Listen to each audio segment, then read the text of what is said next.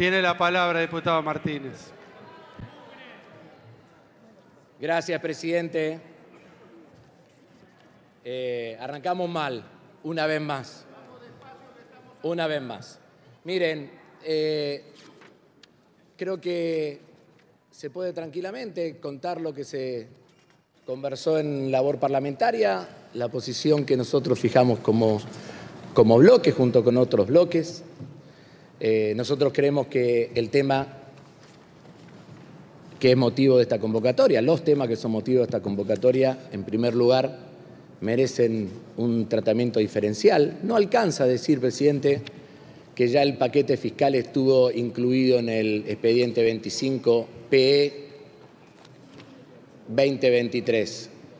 Me parece que el volumen que ha alcanzado la cuestión fiscal, junto con el debate de la ley ómnibus, claramente requieren que nosotros tengamos un tratamiento diferenciado.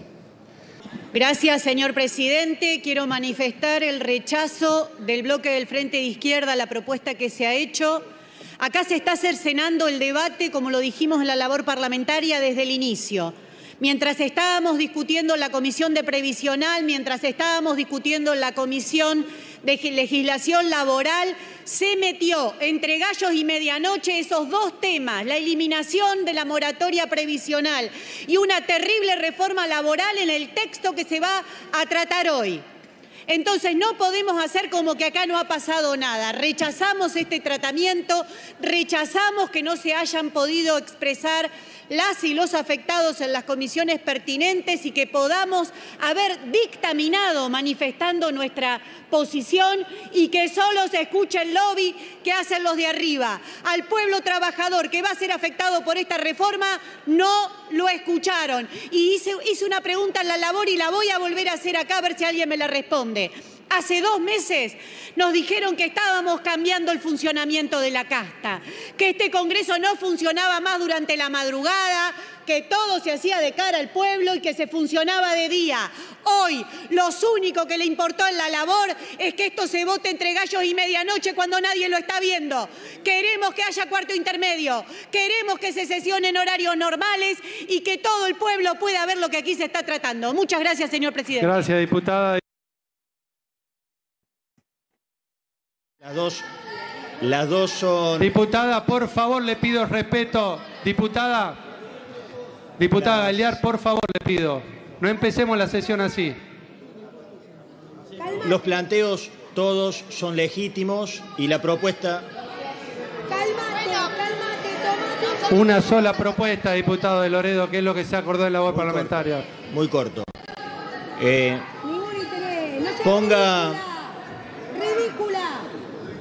Ponga a consideración la propuesta que, además de... Dale un ribotril a Galear que está sacada. Presidente, ponga a consideración... Vamos a poner a consideración simplemente lo acordado en labor parlamentaria. Presidente, vayan, identifiquen. Se acordó votar.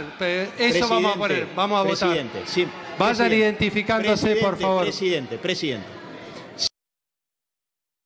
No han existido reuniones de los plenarios de comisiones después del mes de febrero. No ha habido discusión en el marco del Congreso.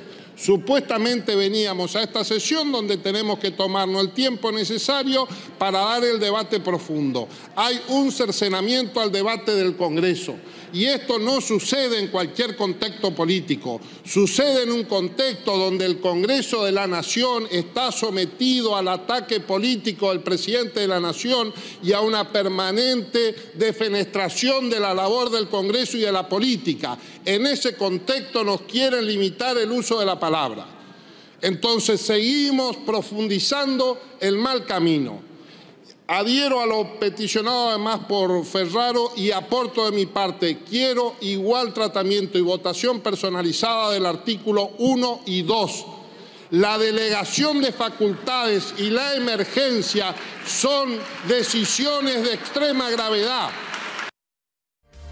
¿Qué tal? ¿Cómo están? Muy buenas noches. Arrancamos Equipo de Noticias y estamos en vivo con cobertura especial en una jornada muy pero muy intensa, como acaban de ver. Así arrancaba con mucho grito, con mucha discusión sobre el modo en que se iba a discutir algo tan determinante como la ley bases y el paquete fiscal. En el Congreso, allí está Cristian Balbo. En cualquier momento nos vamos para charlar con protagonistas, con diputados y diputadas, y está Flor Ducatelli también en las afueras, porque hay mucha tensión fuera. Es un Congreso que está vallado, rodeado de fuerzas de seguridad, lo cual siempre dice algo respecto a lo que se está discutiendo dentro del propio Congreso. Con 3 elementos me parece centrales para ordenarnos a esta hora de lo que está pasando en el Congreso. Una sesión que va a durar largo y tendido, seguramente se va a votar de madrugada, pero una ley o 2 proyectos de ley muy importantes para el gobierno de Javier Milei. En principio, una discusión muy fuerte sobre de qué manera se iba a discutir esto. No es una novedad, desde el trabajo en comisiones que se viene discutiendo esto. ¿Por qué? Bueno, porque dicen desde las distintas oposiciones, esto es tan fuerte, acá hay una enorme cantidad de cuestiones que se quieren modificar. Algunos decían, junto con el decreto de necesidad de urgencia, prácticamente una reforma constitucional que se está discutiendo muy poco, con pocas voces, con pocas miradas, con poco argumento, poco tiempo de discusión, algo muy pero muy determinante, que el gobierno lo quiere sacar muy rápido. Esa fue una primera discusión que hoy se trasladó también en el inicio de la sesión, cerca de las 12 del mediodía. Estamos con 9 horas, un poco más de sesión. Y después, ¿qué es lo que se está discutiendo? Hace un rato el diputado Itay Hackman lo definió muy bien. Se está discutiendo, por un lado, un modelo de desarrollo. Algunos pueden decir un modelo de subdesarrollo, no importa, puede gustar más o puede gustar menos. Se refiere a la ley bases. Es decir, de qué manera se va a intentar o qué reglas de juego se van a modificar para que el país crezca, para que la economía vaya. Sobre todo un tema muy en particular que tiene que ver con un régimen de inversiones. Los detractores de este proyecto, ¿qué es lo que dicen? Bueno, se ofrece a grandes empresas que vengan a la Argentina con muy pocas condiciones y que se lleven todo. Es decir, un modelo extractivista, un poco lo que Cristina mencionaba el sábado. Cristina Fernández de Kirchner decía, no es un proyecto anarco-libertario, es un proyecto anarco-colonialista. Esa es la principal discusión o crítica que tiene esa parte del proyecto o la ley bases. Y después es el proyecto de distribución de ingresos. Algunos pueden decir, bueno, es regresivo, otros pueden decir que es lo necesario para que la economía crezca, donde se va a discutir o donde se elimina el monotributo social, donde se elimina la moratoria de jubilaciones y sobre todo el tema impuesto a las ganancias, que, atención, puede ser uno de los puntos más álgidos de la noche. Ahí donde el oficialismo, que tiene prácticamente garantizada la aprobación en general, tiene un margen muy pero muy finito. ¿Qué es lo que va a pasar con el impuesto a las ganancias? Y después el tema bienes personales, que en realidad juntos, hoy escuchaba algunos cálculos de economistas de todo tipo, decían, bueno, pará, porque lo que perdés de recaudar por el impuesto de bienes personales a los que más tienen, no lo compensás con el impuesto a las ganancias que es a los que menos tienen. Ahí hay un problema, porque entonces no se trata de un proyecto para recaudar más, ya tiene otra mirada. Es quizá la gran pregunta de la política. ¿A quién le sacás recursos para repartírselos a qué otro sector de la sociedad?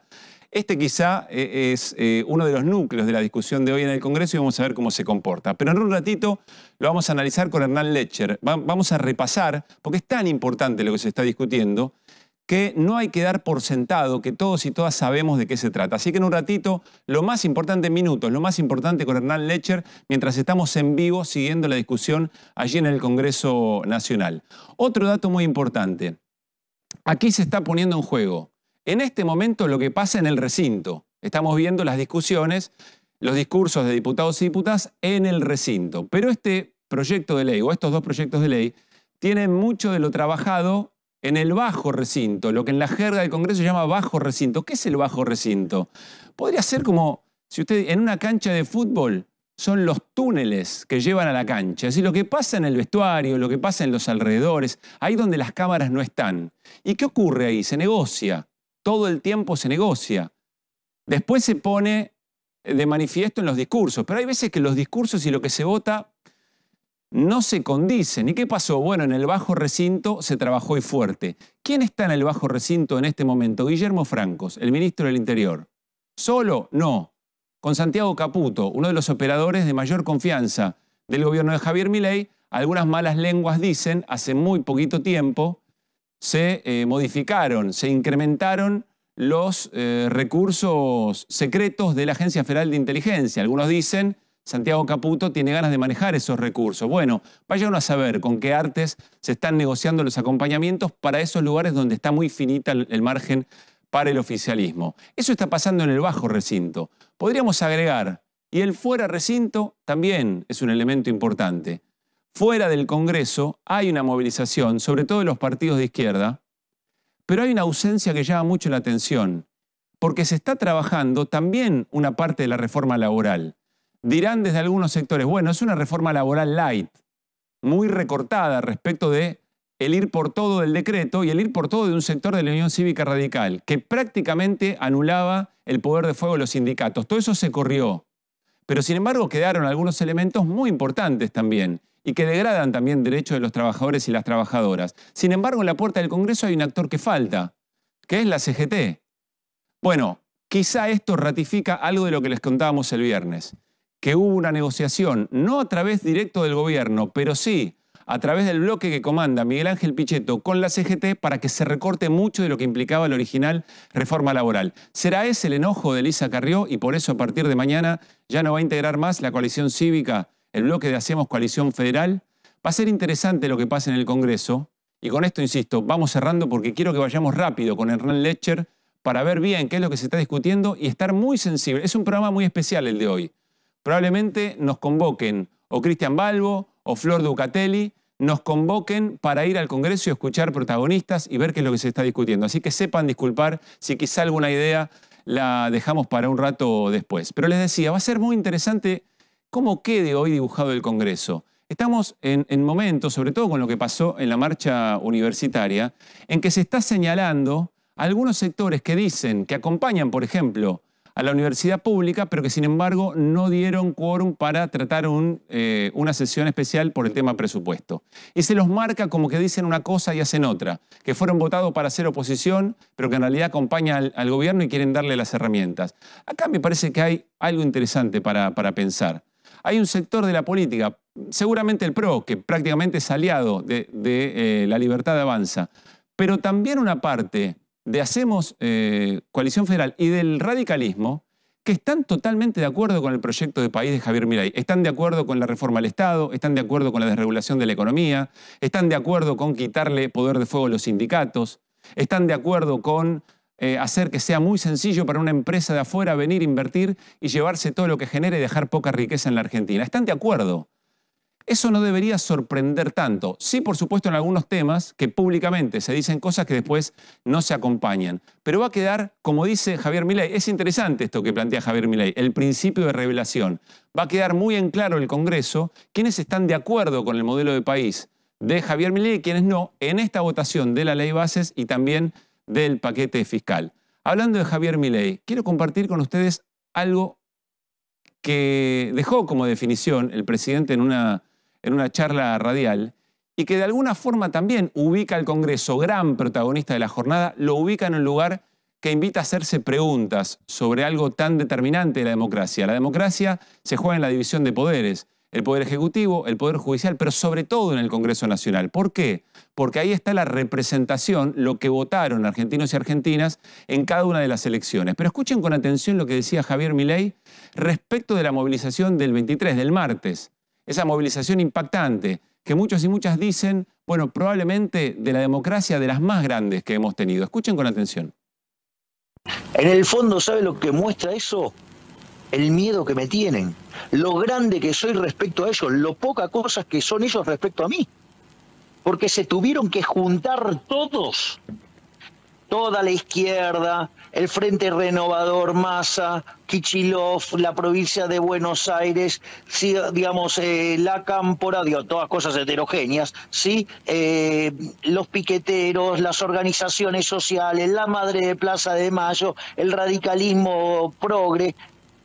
Todos esos necesitan, si usted para ir a pelearse con uno necesita llamar a 50 tipos, qué grande es ese uno para que usted tenga que requerir a todo este rejunte. Quiere decir que ninguno de esos está a la altura de tener una discusión ínfimamente razonable.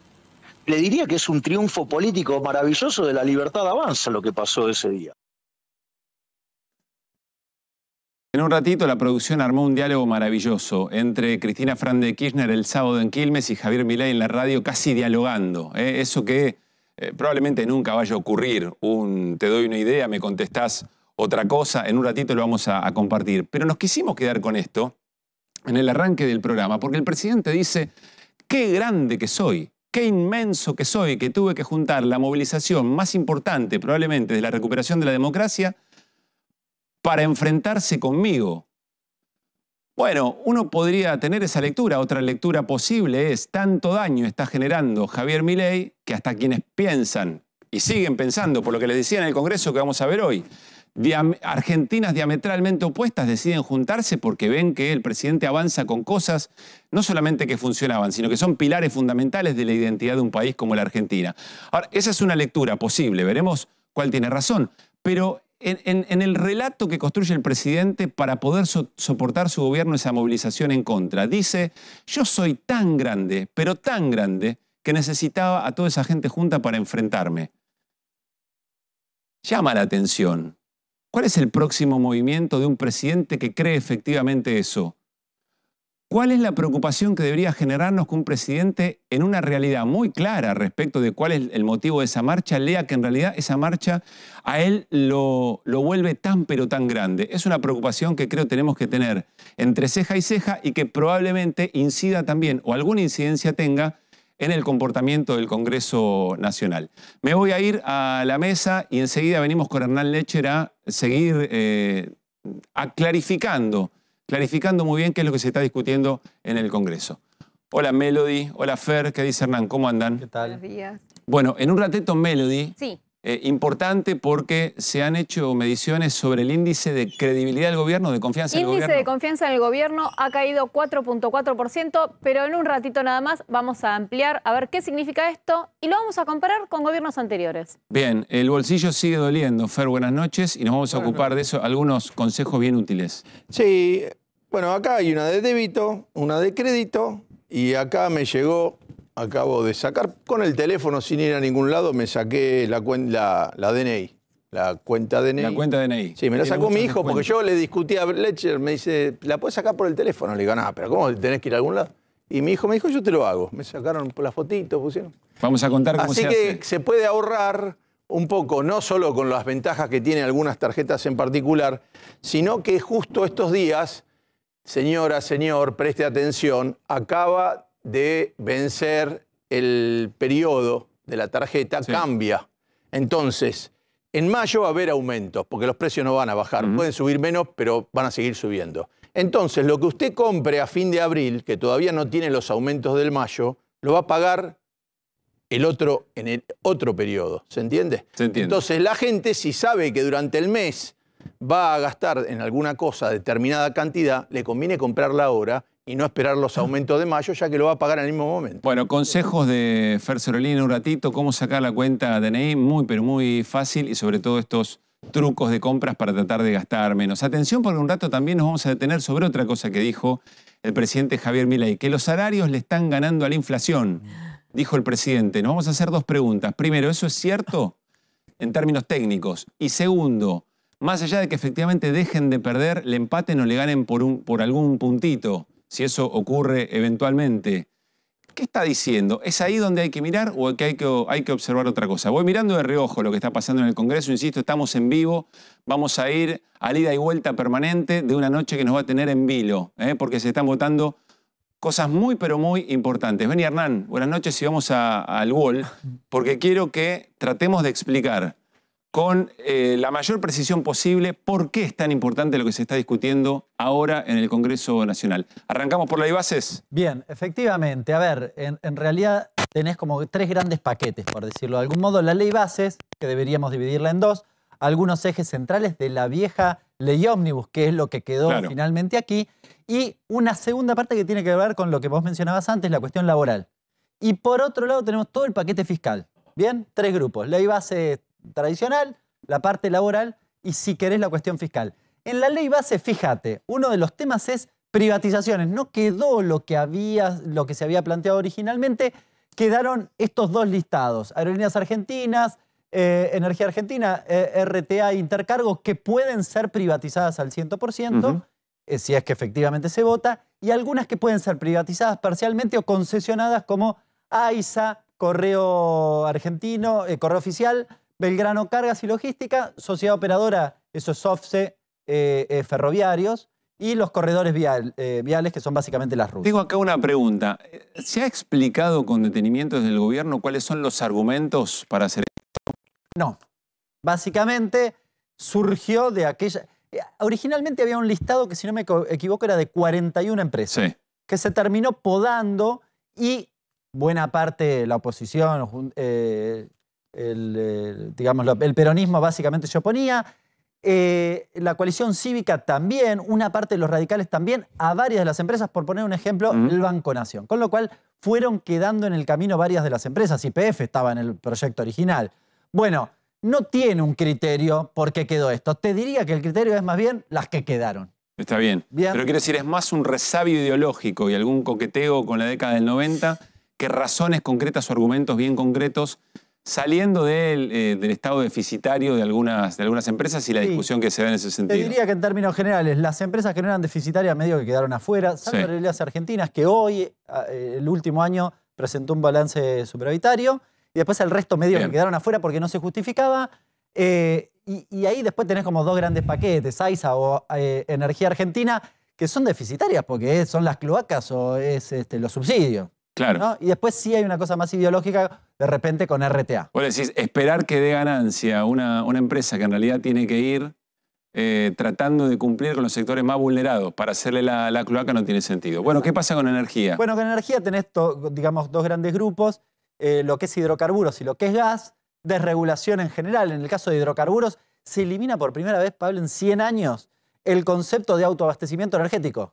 Si la Argentina ya no tiene una ley que dice el objetivo de la producción hidrocarburífera de la Argentina es para satisfacer la demanda interna en primer lugar y después discutimos. Sí. Se acabó eso, lo dice en principio la ley. ¿Y qué consecuencias puede tener esto, Hernán? Básicamente que el precio va a paridad internacional. Se modificó... El precio va a paridad internacional. Claro. ¿Cuál es el sentido que un país que tiene tanto gas y tanto petróleo pague lo mismo que los países que no? Es una gran pregunta porque, de hecho, cuando vos te fijás, los países que producen petróleo no tienen el mismo precio. En general tienen tendencia a, en su país, venderlo más barato. Justamente esa es la gracia. Uno podría decir, bueno, las divisas, y acá lo vamos a ver en un ratito, pero se mete la cola otra discusión. Para esto, para hidrocarburos y para gas, han promovido lo que se llama RIGI, el régimen de grandes inversiones. ¿Por qué lo vinculo en esto? Porque si se supone que esto me va a dejar divisas, que es uno de los grandes problemas que tiene la economía argentina, le faltan dólares habitualmente, ¿para qué me implementás un RIGI que desde el tercer año te dejo las divisas a vos y no te las pido? ¿Se entiende? Sí. Te doy libertad absoluta de uso de divisas. No tiene sentido. Ahora vamos a eso más en detalle, ¿no? Con lo cual, y además no generan empleo estos sectores. Minería, hidrocarburos, gas y el agro generan el 6% del puesto de trabajo en la Argentina. O sea, puro extractivismo, digamos. Exactamente. Bien, ahora volvemos a eso. Finalización de contratos y acuerdos. Bueno, esto es lo que tuiteó Cristina Fernández de Kirchner el día de ayer, que hacía referencia a la cuestión del gas y sobre todo del gas, que decía, bueno, mira, te están aumentando las tarifas. Sí. Pero el tema acá está dentro de este régimen, o dentro de esta ley, que básicamente lo que hace es, dice, podés eliminar cualquier contrato. Por ejemplo, si hay un contrato de obra pública, lo suspendemos. Pero si está dolarizado dentro del sector gasífero, por ejemplo, no. Ahí no lo podemos discutir. Es bastante raro que vos le des libertad al presidente, le des un montón de emergencias, le des la emergencia energética, pero no lo dejes romper los contratos que están dolarizados, que son los que generan que la tarifa haya saltado como saltó. Una gran contradicción. Bien. ¿Qué más, Hernán? Bueno, tenemos dentro de la ley bases... Próxima, ¿no? A ver qué tenemos. Todo paquete lo que tiene fiscal. que ver con el paquete fiscal, te decía, un segundo grupo de temas. Acá lo hemos hablado aquí. El blanqueo, en primer lugar. Criptomonedas. ¿Por qué lo pongo como criptomonedas? Tiene un montón de cosas del blanqueo, pero la preocupación por las criptomonedas está relacionada con que la criptomoneda te habilita el lavado. No tiene trazabilidad.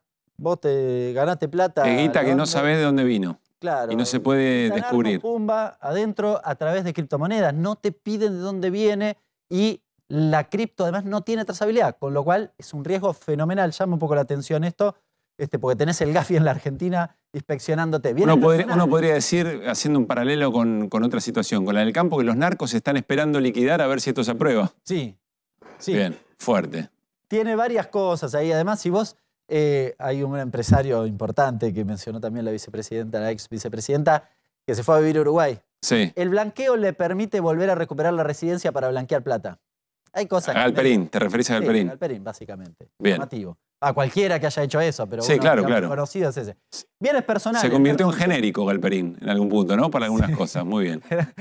Es un símbolo. Bienes personales. La reducción de alícuota en términos generales baja 0,25 en los próximos 5 Recordemos años. esto, bienes personales es, más allá de la vivienda familiar, es decir, toda persona que tenga muchos bienes tiene que, o por lo menos a este momento, uno lo piensa razonable, es quien más tiene que hacer un mayor aporte. Estamos hablando de unos 150.000 personas.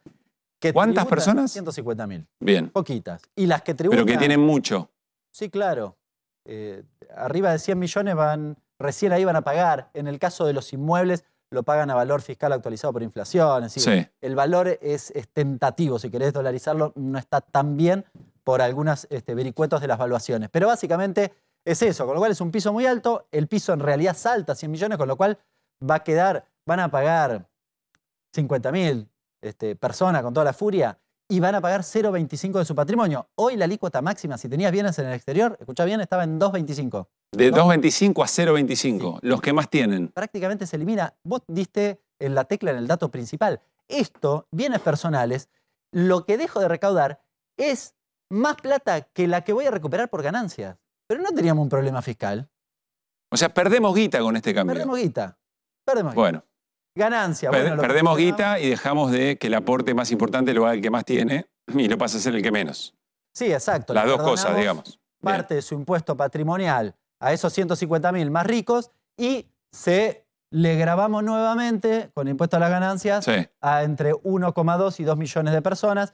La variación de la cantidad de gente es porque, en principio, los valores se actualizan recién en 2025, entonces vas a ir ingresando. Sumando cada vez más gente.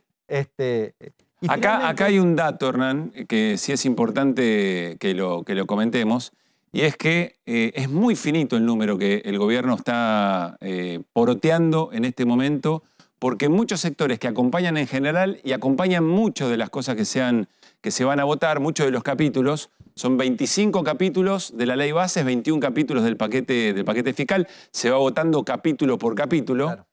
El margen es muy fino. Podría tener una sorpresa el gobierno acá, más allá de que es probable que hoy, como decía recién Máximo Montenegro, el gobierno convierta su primer gol en el Congreso. Sí, podemos elevar el mínimo no imponible, por ejemplo. Claro, se puede modificar. La mano y dice, che, yo quiero esto, pum, claro. Lo votan y si lo gana, va eso. Monotributo, diría que en términos generales está bien.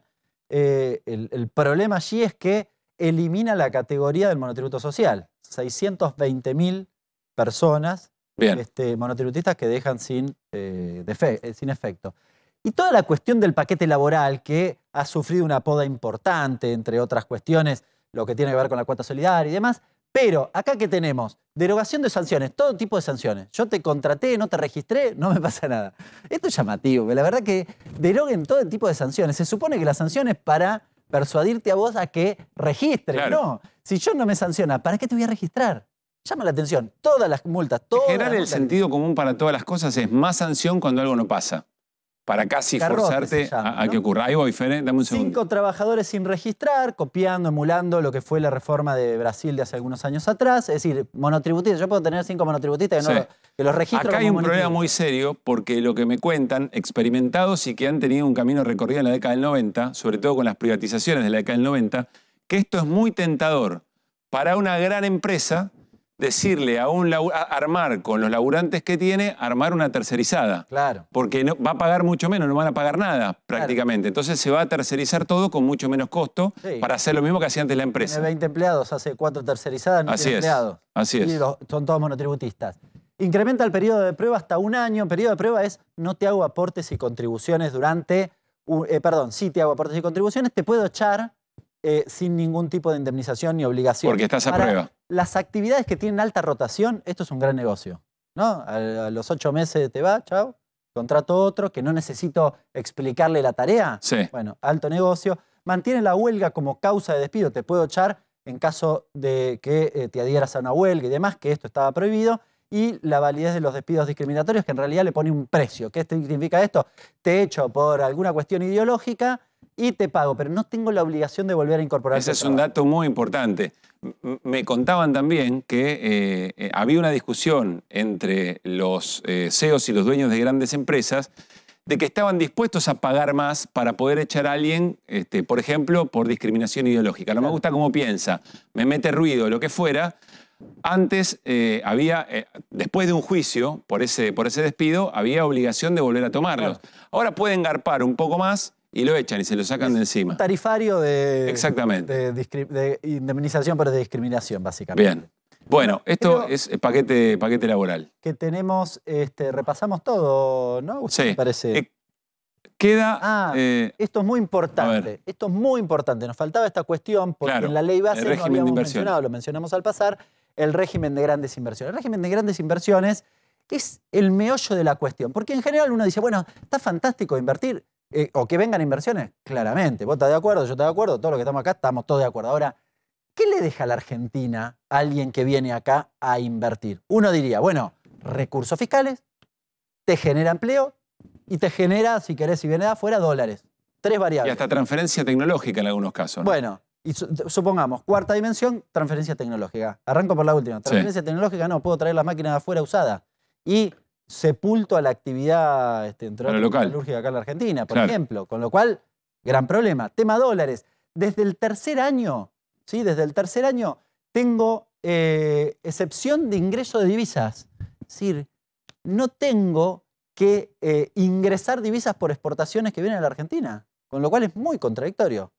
En la cuestión fiscal, esto es para mí un nivel de exageración fenomenal. Derecho de exportación no pago desde el tercer año en adelante. Cuando digo en adelante, por 30 años, porque tiene estabilidad fiscal. ¿Qué significa estabilidad fiscal? Que no te puedo modificar la estructura impositiva durante 30 años. Con lo cual, no vas a pagar derecho de exportación por 30 años. Claro. Y 10 puntos menos de ganancia. Es un agujero. Derecho de exportación es todo lo que saques para afuera, te tiene que dar un margen para el Estado. Claro, igual incluye para también, el país. Está eximido de derecho de importación, de la tasa de estadística, de todo. Y después tiene algunos beneficios en IVA y demás. Con lo cual, y además, uno de los ejes centrales, que lo decías vos al inicio, no promueve bajo ninguna circunstancia la incorporación de valor agregado. Puestos de trabajo. ¿Sabes cuánto generan las principales 4 actividades que menciona mi ley? Minería, agro, petróleo y gas. 400.000 puestos de trabajo. ¿Y sabes cuánto hace que generan 400.000 puestos de trabajo? Hace 15 años. Hace 15 años tenían 400.000, hoy tienen 420.000 para ser precisos. Es decir, la incorporación, que es una de las grandes preocupaciones de trabajadores con empleo o eventualmente al registro, no es por acá. Esto ya está demostrado que no. Y además, cuando vos te fijas, cuando le fue bien, generaron empleo, o cuando le fue mal, destruyeron empleo, no pasa nada. Es estable. Les va bien y no van a generar impuestos. Buen dato ese. Sí, Fer, quería sumar algo. Sí, a ver, estaban hablando de que no está en este momento en la plaza la presencia de la CGT como factor importante y condicionante para que algunas de estas cosas no salgan. Lo que hay que decir es que esto, más allá de lo que pase en el Congreso, empieza a traer una gran conflictividad gremial, porque uno puede decir, bueno, no, y si lo votan, después te la comiste y ya está. No te la comiste y ya está, porque en este momento, en el Gran Rosario, los trabajadores del sindicato de obreros y empleados aceiteros acaban de empezar un paro por tiempo indeterminado que ha cortado toda exportación en esa zona del aceite, que es una de las cosas que más... Es como un paro de los obreros que más ganan. Es una cosa rara, y porque es en oposición al tema de que les vuelve el impuesto a las ganancias. Entonces dice, ¿cómo? Uno soltero con un 800 ya tenemos que empezar a pagar, y 2, 300. Y no es un paro más o menos, es un paro por tiempo indeterminado. Y a la vez está pasando con los trabajadores del Servicio Nacional de SENASA, de Sanidad, porque empiezan en la ley empieza que algunos tipos se pueden auditar a sí mismos si la comida está bien, pueden hacer tráfico de productos sin un control rígido del Estado como tiene el SENASA hoy. Entonces el SENASA, que pertenece a ATE, empezó lunes, martes y miércoles, es decir, que además de la caída de las exportaciones que le estaba permitiendo comprar menos dólares al Central, que hoy volvió a comprar 90 millones y es una cifra para esta época realmente exigua, tienen un paro por dos lados. Mucha conflictividad. Dos cosas que le están cerrando las exportaciones por varios días. Es decir, esto se sabe cómo empieza, pero no cómo termina. Vos podés hacer un papelito muy lindo y dice, de ahora en más corre esto. Pero hay que ver si la gente cuando empieza a sentirlo en el lomo, digamos, se la banca. Bueno, es lo que está ocurriendo con tantos sectores afectados. Nos vamos al Congreso Nacional. Está Florencia Ducatelli. Les prometimos que íbamos a tener un programa muy en contacto con lo que está pasando en el Congreso, en el recinto, pero también afuera. Hola Flor, ¿cómo te va? Buenas noches. Buenas noches, equipo, ¿cómo están? Nosotros estamos, como bien decían ustedes, en las inmediaciones del Congreso, más precisamente en lo que es Rivadavia y Entre Ríos, para mostrarles el panorama, ¿no? Totalmente despejado. Actualmente está trabajando el personal de limpieza para despejar lo que queda, ¿no? De los restos que quedaron de la marcha, de la manifestación del día de hoy, con la espera de que mañana vuelvan a figurar aquí desde más o menos las 10:30 de la mañana, 11. Eso es lo que nos estuvieron comentando durante la tarde. Una jornada muy intensa, la verdad, con mucha presencia, miles de manifestantes, tanto jubilados como el sector de izquierda y trabajadores estuvieron presentes aquí y se manifestaron de distintas formas, ¿no? Los jubilados estuvieron recorriendo todo lo que es el perímetro del Congreso, desde Rivadavia hasta Combate de los Pozos, y dieron toda la vuelta por Irigoyen, abrazando a modo de protesta en contra de este debate de ley bases, mientras que los manifestantes de izquierda y trabajadores estuvieron presentes en lo que sería el centro de la plaza y la dársena. Pero estuvieron todos presentes con intención de mañana, como bien decía, volver desde las 10:30 de la mañana, 11 más o menos. Nunca hubo intención de acampar o de hacer una vigilia aquí por el debate de la ley bases, así que estaríamos a la espera de mañana poder recibirlos nuevamente aquí durante el debate. Bien, Flor, se supone entonces que están con el dato de acompañar sobre el final del debate, creyendo que el final del debate y la votación va a ser sobre esa hora, si no es a la madrugada y no se adelanta. Me imagino que esa es la razón por la cual vuelven eventualmente. Así es, lo que nos decían es que esperan más o menos una definición para eso del mediodía, por eso es que están convocados nuevamente en ese horario. 10:30 de la mañana, 11 más o menos, estiman todos los manifestantes con los que estuvimos conversando durante la tarde. Muy bien, Flor, gran trabajo, muchas gracias. Nos vamos dentro del recinto. Está nuestro compañero Cristian Balbo, con Martín Tetaz, entiendo, diputado de la Unión Cívica Radical. Cristian, ¿cómo te va? Buenas noches. ¿Qué tal? Buenas noches, Pablo. Y parece que en esta oportunidad el gobierno de Javier Milei hizo los deberes en materia legislativa, por eso todo indica, como adelantaste al comienzo de tu programa, que se aprobaría en general la ley de bases, pero atención, va a haber que tener paciencia porque se va a aprobar recién mañana por la mañana. Tengamos en cuenta que son 136 oradores, cada uno tiene 5 minutos, esto nos da 680 minutos, aproximadamente 11 horas, y en estos momentos, está hablando la diputada Germana Figueroa Casas de Santa Fe por el PRO, y es la número 20. Para tener una idea, ¿cuándo se aprobaría recién en general? Mañana entre las 6 y 7 de la mañana, para después empezar a tratar cada uno de los capítulos, que fue lo que se aprobó hoy al mediodía. En vez de tratar artículo por artículo y puntualizar en los incisos, la idea es avanzar capítulo por capítulo, y esto agilizaría un poco más la lógica que podría llegar a durar hasta mañana por la tarde. Pero estamos con el diputado Martín Tetaz, que salió por unos minutos del recinto, estamos en el Salón de los Pasos Perdidos. Bueno, coincide con este análisis. Sabemos que está Guillermo Franco, es el ministro del Interior, con Santiago Caputo, en el marco de lo que son las negociaciones. Hubo plenario de comisión desde el miércoles pasado. ¿Esta vez fue un poco más prolijo el gobierno? Bueno, hay mucho trabajo acumulado, ¿no? Pensá vos que de las 180 disidencias parciales que planteó la Unión Cívica Radical en nuestro dictamen allá en enero, muchas de ellas ya fueron incluidas dentro de este texto, entonces hay muchas modificaciones. Otras, como por ejemplo todo el proyecto de reforma laboral fue incluido. Ahora han sacado una parte por presión de los gremios, pero estamos confiados que vuelva a ser incluido antes de la votación, y entonces, bueno, esta versión es una versión mucho más mejorada. Pensá solamente en las facultades, por ejemplo. Habíamos empezado el proyecto de ley bases con un pedido de facultades en 11 materias por 4 años, y estamos terminando en un proyecto de facultades en 4 materias por un periodo de 1 año. Entonces eso ha sido muy acotado y por lo tanto estamos mucho más cerca entonces las partes de acompañar.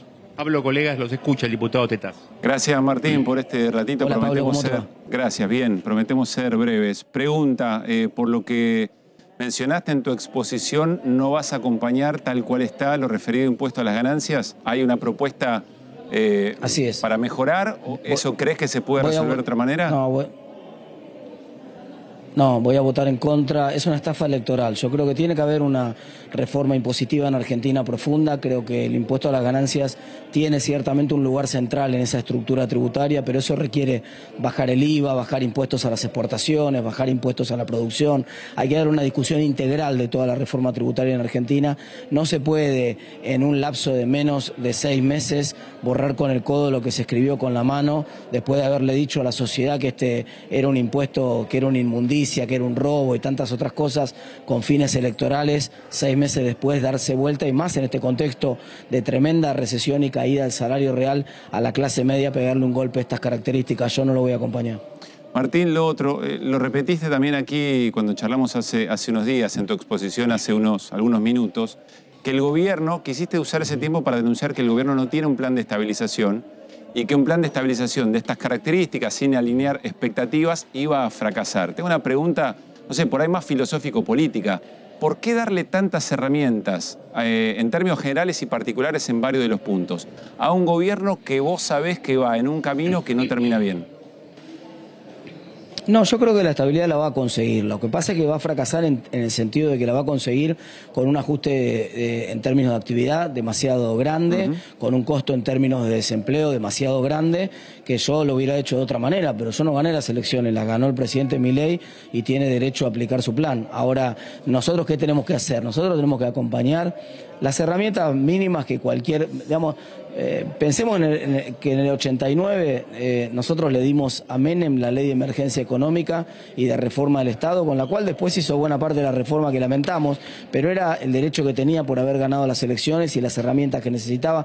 Después el propio peronismo devolvió, entre comillas, la gentileza cívica, pensó de la misma manera en el bienestar general cuando le dio al presidente de la Rúa en el 99 también las herramientas que el presidente había solicitado. Hay algunas herramientas que Argentina necesita como punto de partida, que tienen que ver con la estabilidad, con el consenso de estabilidad macroeconómica que nosotros no hemos logrado construir en 40 años y que necesitamos hacerlo gane quien gane, porque además muchas de estas reformas, como por ejemplo la reforma laboral que nosotros hemos introducido, nos van a servir también a nosotros cuando gobernemos en unos años acá adelante, ¿no? Martín, muchas gracias como siempre. Muchas gracias, nos vemos. Bien, Cristian, volvemos en cualquier momento con más testimonios, tenés prioridad. Me quedo un segundo aquí, cuando repasamos con Hernán Lecher las reformas que plantea la ley Bases, no omitimos lo que tiene que ver con lo previsional. Entre otras cosas, la eliminación de una moratoria que le permitió a una enorme cantidad de personas, mayoritariamente mujeres, tener una jubilación a pesar de no haber podido, no querido, no haber podido hacer los aportes correspondientes. Está Florencia Marcarian aquí con nosotros, abogada previsional. ¿Cómo está, Florencia? Gracias por esperarnos unos minutos. Por favor, muchas gracias a ustedes. A ver, de lo que está en ley Bases, ¿qué te parece importante para remarcar en términos de jubilados y jubiladas, presente y futuro? La eliminación de la moratoria, que bueno, esto sí es algo que se venía discutiendo, se venía hablando, pero algo que no estaba pensado era este tema del retiro proporcional. ¿Qué es eso? Ese retiro proporcional, la idea es diferenciar a aquellos que están cobrando la mínima, pero tienen los 30 años de aportes o quizás un poco más, de aquellos que tuvieron que acceder a la jubilación por moratoria, que tuvieron que comprar los aportes. Lo que pasa es que en esa distinción no es que vayan a estar un poco mejor los de la mínima, sino que, a ver, el piso va a ser el 80% de la mínima, que son los que están cobrando hoy en día la PUAM, hombres y mujeres de 65 años que no tenían aportes, y si tenían aportes en este caso no se los contemplaron, y entonces estarían en un medio, ¿no? Entre los que cobran la PUAM y los que cobran la mínima. Pero bueno, a ver, la mínima se va a ubicar en el mes de mayo en 260.000 pesos y la PUAM en 220.000. Claro, ahí queda un piso muy, pero muy bajo. Varias cosas sobre esto. Alguien me preguntaba hace un rato, ¿qué pasa si ya están dentro de la moratoria, cumpliendo con algunas cuotas y esto sale? ¿Esas personas quedan por fuera de ese régimen? Se respeta, eso se respeta, es un derecho adquirido, así que aquellos que hayan adquirido la jubilación con la moratoria y que ya les están haciendo el descuento, les van a seguir haciendo el descuento. Bien. No se lo van a quitar. Hay quien cree que la mínima es muy baja o alguien no está recibiendo lo que le corresponde por todo lo que trabajó durante su periodo activo, porque hay muchas personas que no habiendo hecho esos aportes tienen su jubilación. ¿Esto para vos es así? ¿Esa es la cuenta que hay que sacar? Es una discusión que lleva muchísimo tiempo y entiendo el enojo de aquellas personas que han aportado y que ven que hoy en día la jubilación se va acercando cada vez más a la mínima, porque no reciben un bono, porque les van aumentando los de la mínima y con el refuerzo previsional se van acercando cada vez más, ¿no? Pero quizás habría que pensar, más allá de estas distinciones que se van a hacer ahora, si se aprueba esta ley, con esto, bueno, de la proporcionalidad, pensar en aumentar ese mínimo, ¿no? El piso, porque está muy bajo, sobre todo si uno lo compara con la canasta básica. Claro. Pero además, a ver, hay Sí. una cuestión que yo digo, hay gente que dice, bueno, pero ¿por qué tienen que cobrar lo mismo el que le faltó tanto tiempo y se sumó una moratoria, le faltaron 5 años, 6 años? Entonces te dicen, pagaron después. Primero, yo conozco gente que le faltaban años, pero no le faltaban un montón de años, pero le faltaban años y lo tuvieron que pagar. Se lo descontaban de Claro, la no es que no jubilación. pagaron, se lo iban No, descontando. lo pagaron. Ahora, lo que les molesta es eso de los que tuvieron la moratoria, pero no les molesta, ¿cómo se llama el otro, lo que te dan si sos El un PUAM, pobre? la PUAM. La Pobre PUAM. de toda pobreza, es el 80%. 80%. Entonces, Pero- ¿dónde está? Si a vos te digo, durante 3 años tenés que pagar una moratoria, que vas a tener una jubilación bastante más chica para pagarla, ¿qué diferencia tiene que te den el 80% de eso sin tener ningún tipo de aporte a lo largo de tu Entiendo vida? el punto, sí. Entonces, es lo mismo, pues con ese sentido tendrían que sacar el PUAM. A ver, Hernán. Sí, ahí uno si lo piensa un poquitito, dice una persona, Florencia, vos corregime, pero digo, una persona que se jubila hoy, estás tomando los últimos 30 años de mínimo de su vida laboral. ¿Qué pasó en la vida laboral de una persona en la Argentina en los últimos 30 años? ¿No hubo momentos que se quedó sin trabajo? ¿No hubo momentos que trabajó no registrado? Si lo condené en la vida Tarea de cuidado, ¿no? activa, claro, y lo condeno en la vida pasiva. Yo, Florencia, te quería preguntar en Sí. concreto, a ver, Sí. si yo tengo 10 años de aporte y tengo la edad, soy una mujer de 60, ¿con cuánto me jubilo?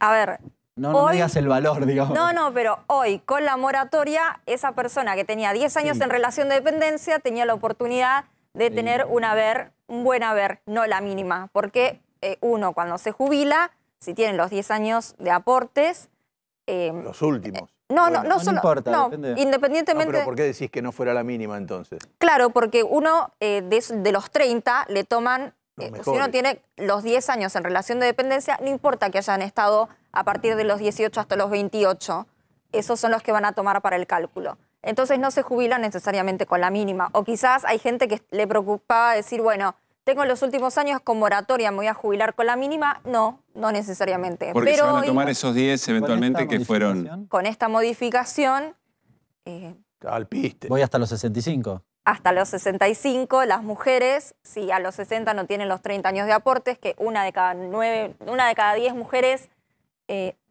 son las que llegan con los 30 años de aportes a los 60 Perdón, años de edad. ¿una cada 10 mujeres? Una de cada 10 y 3 ¿Esa de es una cada 10 estadística actual? hombres. Sí, son estadísticas, sí.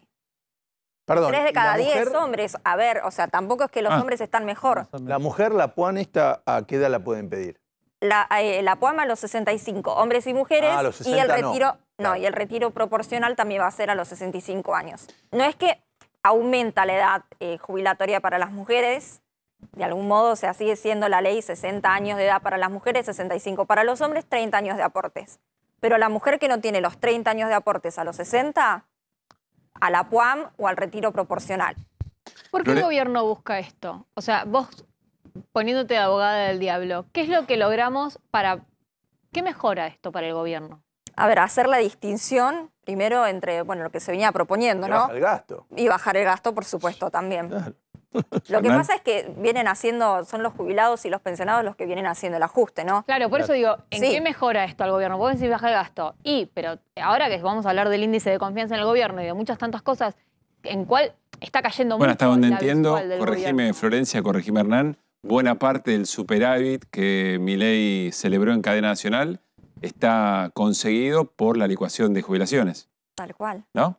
¿Está bien Sí, esto claro, que digo? claro, pero además con una característica que es que como no se van a recuperar, o la curva, sí, no se van a recuperar, porque lo que pasa es que en el medio se modificó el mecanismo de liquidación de la jubilación, buena parte de lo que perdiste ya no es licuadora. Es decir, perdió contra la inflación, pero se convierte en motosierra. ¿Cuál es la diferencia? No lo vas a recuperar. Para esta no la había escuchado nunca. Había escuchado que una licuadora venía con una motosierra, claro, que esto era mucho más licuadora que motosierra. Vos me decís una licuadora que se convierte en motosierra, claro, contámela. Licuadora se convierte... A ver, yo te hice perder contra la inflación. Sí, licuaste. ¿Qué significa la licuación? ¿Y por qué la discusión? Porque la licuación significa vos perder contra la inflación, pero es una cuestión temporal. Es decir, yo 2 o 3 meses te gano, pero cuando se ajusta, vos recuperás lo perdido. En el medio te gané unos manguitos, sí, ¿se entiende? Una cuestión de temporalidad. Pero después termina recuperándose. Ahora, si yo en el medio te modifico la fórmula y nunca vas a recuperar una parte de lo perdido, esa parte que nunca vas a recuperar ya no es licuación. Claro, porque no va a estar más atado al salario. Por ejemplo, antes cuando aumentaban los salarios y los salarios pasaban a la inflación, los jubilados tenían una ventaja. Ahora, como no van a tener más seguir al salario, si el salario empieza a recuperarse, los jubilados no van a recuperar. ¿Esto es así, Florencia? No estarían recuperando, ¿no? Hay que recordar que en marzo se dio un aumento extraordinario del 12,5% y eso se toma del 20,6% que perdieron en enero. Hay un porcentaje que no lo han recuperado, que es lo que se venía discutiendo. Los distintos bloques, bueno, lo que vienen proponiendo justamente es algunos que sea de un 20,6%, otros piden que sea el 30% para ir recuperando, pero van a recuperar para junio, diciembre. Me está impactando la idea de jubilados y jubiladas. Primero licuadora, después motosierra, es como... es muy fuerte. Intuyo, después lo vamos a hablar, que pasa lo mismo con los salarios, pero me lo contestás después. ¿Tenés alguna expectativa, Florencia, de lo que pueda pasar en la Comisión Previsional? Entiendo que ahí hay un sector de la política que quiere rediscutir la fórmula previsional. ¿Cómo están viendo eso desde el lado de quienes representan jubilados y jubiladas, como es tu caso? Hay buenas propuestas, aparte se ha convocado expertos en la materia para discutir este asunto. También se plantea, porque a partir de julio vendrían los aumentos teniendo en cuenta el índice de precios al consumidor. Pero también se plantea la posibilidad de una cláusula gatillo, ¿no? Porque en caso de que mejore la economía, poder hacer crecer los saberes de los jubilados y los pensionados, porque si no hubiera inflación, ¿cuál va a ser el aumento? Y no siempre hay aumentos que dependen de la inflación. A veces, por distintas circunstancias, hay aumentos en distintos rubros. Entonces, ¿cómo va a ser el jubilado para afrontarlo? Sobre todo, vuelvo e insisto, con la mínima, ¿no? Claro. 160.000 con el bono. Claro, y además hay grupos etarios que de una crisis se recuperan más fácil. Aún hay gente que ha pasado hambre de chico, queda con algunos problemas, pero puede llegar a recuperarse. Ahora, yo lo que creo es que este nivel de caída de las jubilaciones de un 30% en 3 meses, que ha hecho que se baje el consumo de alimentos y el consumo de medicamentos, va a terminar influyendo en la tasa de mortalidad. ¿Qué pensás de eso, Florencia? ¿Vos estás en contacto, conocés historias de vida? ¿Cómo están pasando este momento en función de lo que dice Fer? Es un grave problema el de los jubilados. Primero, que hacen ajustes en la alimentación, ¿no? Que uno puede decir, bueno, pero en la alimentación nos cuidamos todos, hacemos ahorro, perfecto. Pero en la medicación, un jubilado, un pensionado... O sea, recortan comida, recortan medicamentos. Recortan medicamentos, van a la farmacia, piden precio, no les alcanza y se van sin comprar. Medicamentos recetados encima, no es que son medicamentos de venta libre que, bueno, capaz decís... Esa escena es dramática, ¿no? Un jubilado, una jubilada llega hasta la caja de la farmacia y cuando ven, cuando les dicen cuánto sale... Yo he visto, no traje efectivo. No, gracias. Cuando vengo con la tarjeta, después compro y se fueron. Claro. Se van sin comprar la medicación, ¿no? Porque uno puede hacer, ajustes en un montón de cosas, pero la medicación que tiene que ver con la salud ya es grave, que la gente tenga que hacer ajustes en la salud.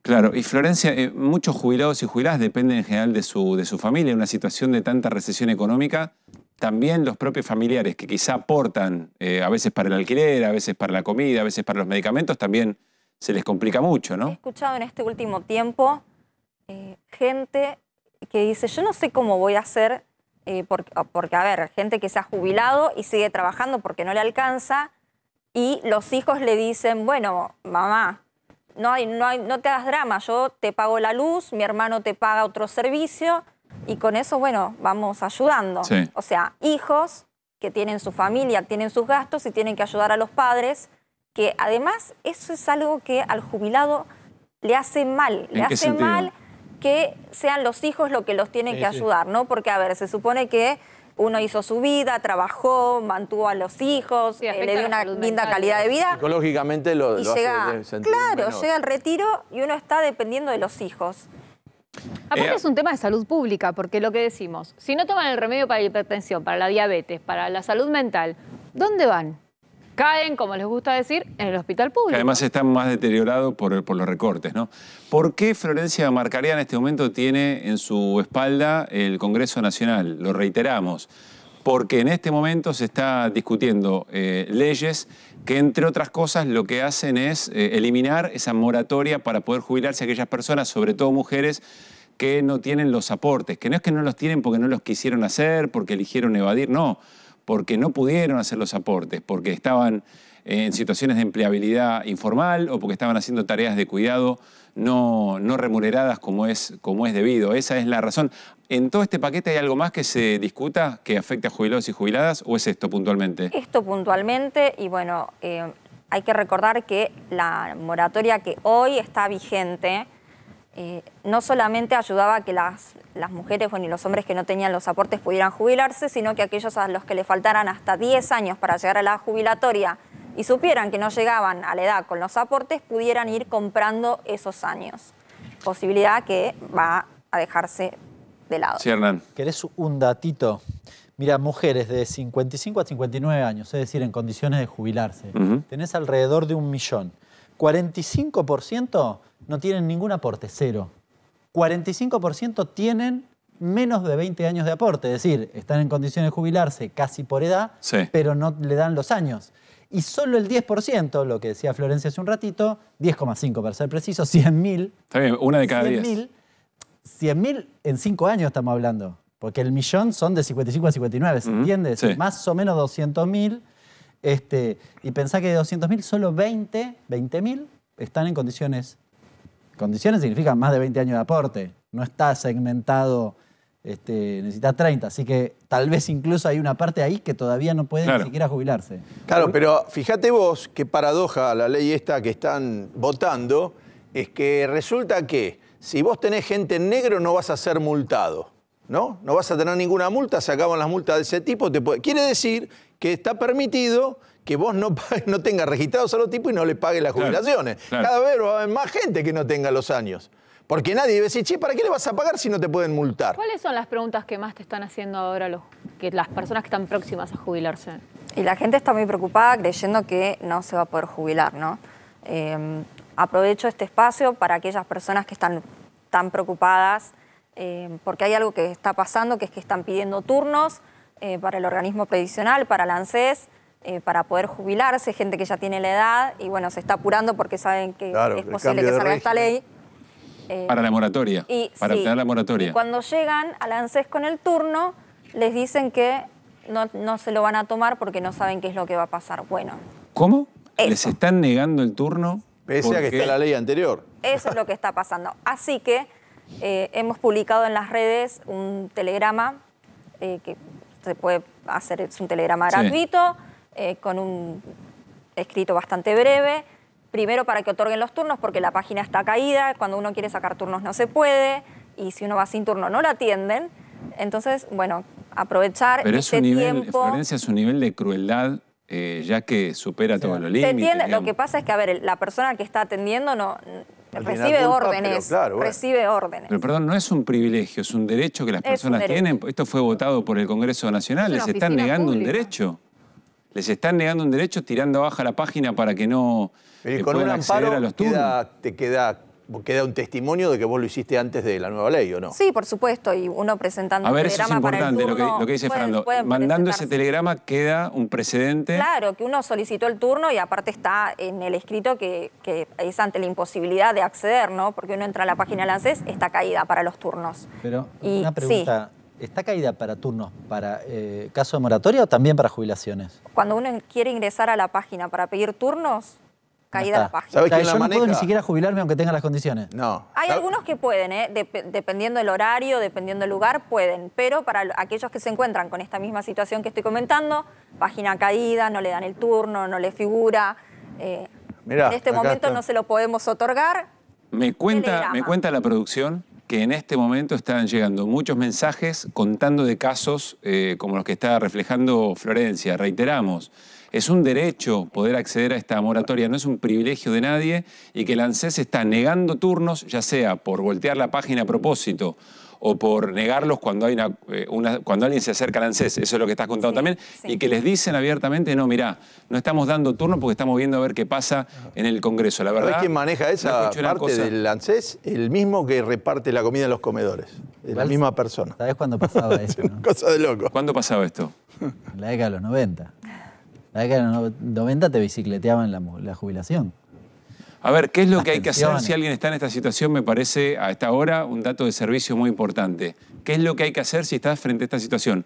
Que no puedes acceder a un turno del ANSES para obtener la moratoria. Telegrama solicitando un turno porque, bueno, ahí uno explica, ¿no?, lo que le haya pasado, porque ante reiteradas ocasiones intentó ¿Dónde se obtenerlo? encuentra lo que vos publicaste? ¿Vos decís ¿Hay un telegrama modelo? Sí, está en @estudio.marcarian, ahí lo pueden encontrar. ¿Podemos ponerlo en el graph eso? Porque a esta hora me parece muy importante que esté el recurso.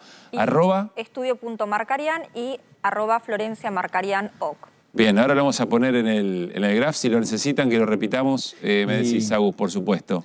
¿Eso les ha significado que les den el turno o lo utilizan como una herramienta para después eventualmente... Para que le den el turno. Y si no le llegan a dar el turno, ahí estaremos los abogados defendiendo, como siempre, a los jubilados y a los pensionados. Es decir, eso destraba. Claro, sí, porque, a ver... Pero con una carta de documento te atiende. No sé, ahora que van a caer una lluvia de telegramas hay que ver si se destraba. Claro, hay que ver ahora qué pasa, ¿no? Pero es una herramienta más y sobre todo a futuro, ¿no? Porque futuro, queda un amparo de que vos lo hiciste antes. Si se lo llegan a negar es como, bueno, yo lo presenté, usted tenía la página caída, no otorgaban turnos, presenté el telegrama... Bueno. Bien, me quedo pensando también, este fin de semana se habló bastante de eso, ¿no? Cómo a veces hay muy poca oferta de explicación, de esclarecimiento. Por ejemplo, las razones que motivaron una moratoria como la que el Congreso tendría los votos hasta que no... ¿Viste cómo es esto, no? Hasta que la pelota no entra toda, no hay gol. Lo saben muchos amigos y amigas hinchas de River a esta hora. Hasta que no entra toda no es gol. Entonces esto se está discutiendo en este momento en el Congreso, pero el planteo bien concreto tiene que ver con quitar la posibilidad de la moratoria para aquellas personas. 1 de cada 10 mujeres, dijiste, estaba en condiciones de jubilarse haciendo todos los aportes, 3 de cada 10 hombres, para que puedan tener una jubilación un poco cumpliendo después con algunas cuotas, pero acercarse a una jubilación la jubilación que les corresponde. Ahora repetimos qué es lo que hay que hacer para obtener ese turno. Pero digo, si esto hubiera sido explicado como es debido, si tanto tiempo y tantos minutos de radio, de televisión, en la prensa gráfica, se explicara que no tiene que ver con un privilegio, evitaríamos por lo menos que buena parte de la sociedad, incluso jubilados y jubiladas de la mínima, no sintieran que están rivalizando con las personas que no lo han podido hacer. Sin embargo, estamos en una discusión a veces de pobres contra pobres en ese sentido, creyendo que es un privilegio. Hay un montón de... A ver, cuando uno mira Perdón, y cierro con esto, Fer, y te escucho. Porque si esto tuviera una muy buena conciencia de cómo se gesta y de que es un derecho justo, que es una posibilidad justa, diputados y diputadas no podrían hacerlo. Porque no viven en un termo, porque se sentirían en la obligación de representar también ese sector, porque las movilizaciones de jubilados y jubiladas frente a esta situación sería mucho mayor. Ni hablar si hubiera una mayor solidaridad intersindical, digamos, ¿no? Y estuvieran apoyando y haciendo propia la causa de jubilados y jubiladas los sindicatos, porque los laburantes de ahora son los que van después a tener que sufrir esta situación. Perdóname, Fernando. No, lo que digo es que cuando uno va a ver los años de aporte que tiene, yo me tocó ir a ver, digo, a ver, ¿qué cuento? Porque después cambié el régimen de monotributo, pero yo hasta hace 5 o 6 años, toda mi vida, los aportes que tenía no los había hecho yo, me los habían hecho las empresas en que trabajé. Y cuando vas a ver las empresas donde trabajaste, algunas te hicieron la mitad de los años que vos trabajaste y la otra mitad no. Y vos, nadie se le ocurría cuando tiene 27 años, 25 años, ir a mirar si tu empresa te está... Claro. Y la empresa quebró o no existe más y se financió con eso y vos nunca te enteraste. Entonces, a lo largo de los 30 años decís, che, esta te pagó, sí, te pagó el 2000 tanto, pero el otro no te lo pagó. Y tal empresa, que era una empresa grande, era dueño de una petrolera ese diario. No, bueno, no te pagaron. ¿Y que no se puede protestar? No, le podés llevar al mirar, le mostré, pero digo, tengo 300 notas publicadas en ese diario con firma. No corre, no sirve, no importa. Y bueno. Flor, la gente entonces pregunta. no es que no laburaste para que te digan, no, vos no aportaste, que vos no haces tu propio aporte. Ahora con el monotributo sí, pero en las empresas no. A ver, una Me gustan consulta. las preguntas. No, la gente pregunta, una consulta y cierra Flor, dale. Sí. ¿Le podés preguntar a la abogada si de aprobarse la ley, los turnos para los próximos meses se caen directamente o ya el turno le genera el derecho adquirido? Gente que ya tiene turno, que logró sacar turno para la moratoria. Buena pregunta. Deberían poder. Según cuando le cumple los años, ¿eh? Me parece que hay... Claro, sí, hay que ver Tiene que cumplir los requisitos. Tiene que cumplir los años. Pero es una buena pregunta. Aún cumpliendo los años, si tenés turno, ya tenés... Sí, si tenés los años, sí. Si cumplís, sí. pedís el turno y no tenés todavía todo completo, me parece que no. Claro, no. Bien, a ver. con el telegrama impreso, Sí. para repetirlo a la gente, en @estudio.marcarian y @FlorenciaMarcarian.oc. Sí. ¿Lo dije bien? Sí, perfecto. Lo imprimen los hijos, los nietos, porque capaz a veces las personas mayores no saben imprimir. Bien. Completan con sus datos y lo mandan ¿cómo? Y lo envían, ahí está puesta la dirección también de la ANSES. Bien, ¿es en el mail del ANSES o tiene En que el ser telegrama. presencial? Presencial. Papel. Claro, Perfecto. papel, sí, lo envían papel. Bien. Florencia, muchísimas gracias por haber venido. Muchas gracias a ustedes. Muy buenas noches. Nos vamos al Congreso nuevamente con Cristian Balbo. ¿Con quién estamos, Cristian? Y en este momento nos encontramos con el diputado Diego Santilli en plena sesión maratónica, el Congreso como protagonista, una sesión que promete terminar al menos la aprobación en general de la ley de bases entre las 6 y 7 de la mañana. Cuando el presidente Milei dice que van a avanzar, se va a dar todo pese a la política, ¿se siente tocado usted?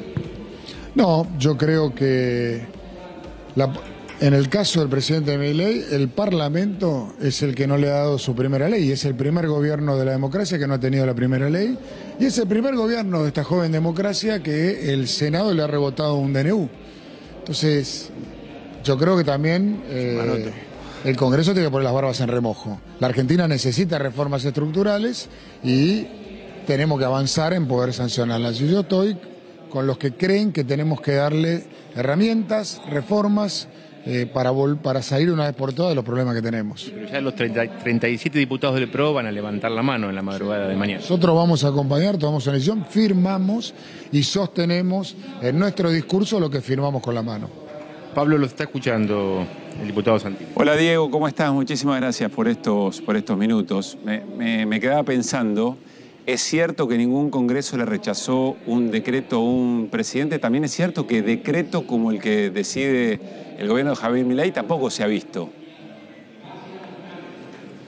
Tenés razón, hubo reformas importantes en la Argentina, el traspaso de Alfonsín con Menem, hubo varias reformas, ninguna tal vez de este tamaño, Ahora, Pablo, déjame volver un poquito para atrás. Cuando presentó la ley Ómnibus el presidente Milei, se trabajó. De los 660 artículos habían quedado unos 369. Se firmó 369 y no se aprobó después en el recinto. Entonces, yo no digo los 660. Nos pusimos de acuerdo en 339, se votó en general y en particular se cayó. Digo, el Parlamento también tiene que entender que el presidente, o que los argentinos votaron a un presidente para que haga reformas. Pero una observación, nosotros Diego, las nada teníamos más. en nuestra plataforma. Solo una observación ahí. En realidad es solo una observación. En realidad es el gobierno el que retira el proyecto. Se podría haber seguido trabajando. El gobierno entendió que al no haber tenido la aprobación de determinados artículos, creo que habían sido en ese momento, es más, incisos de artículos, entendió que no tenía sentido seguir. ¿Esa fue la dinámica o me equivoco? Es verdad que la dinámica fue esa, pero no deja de ser cierto que vos, después del artículo 4, que te abrieron los incisos, si se te empiezan a caer los incisos, se empieza a desnaturalizar toda la ley.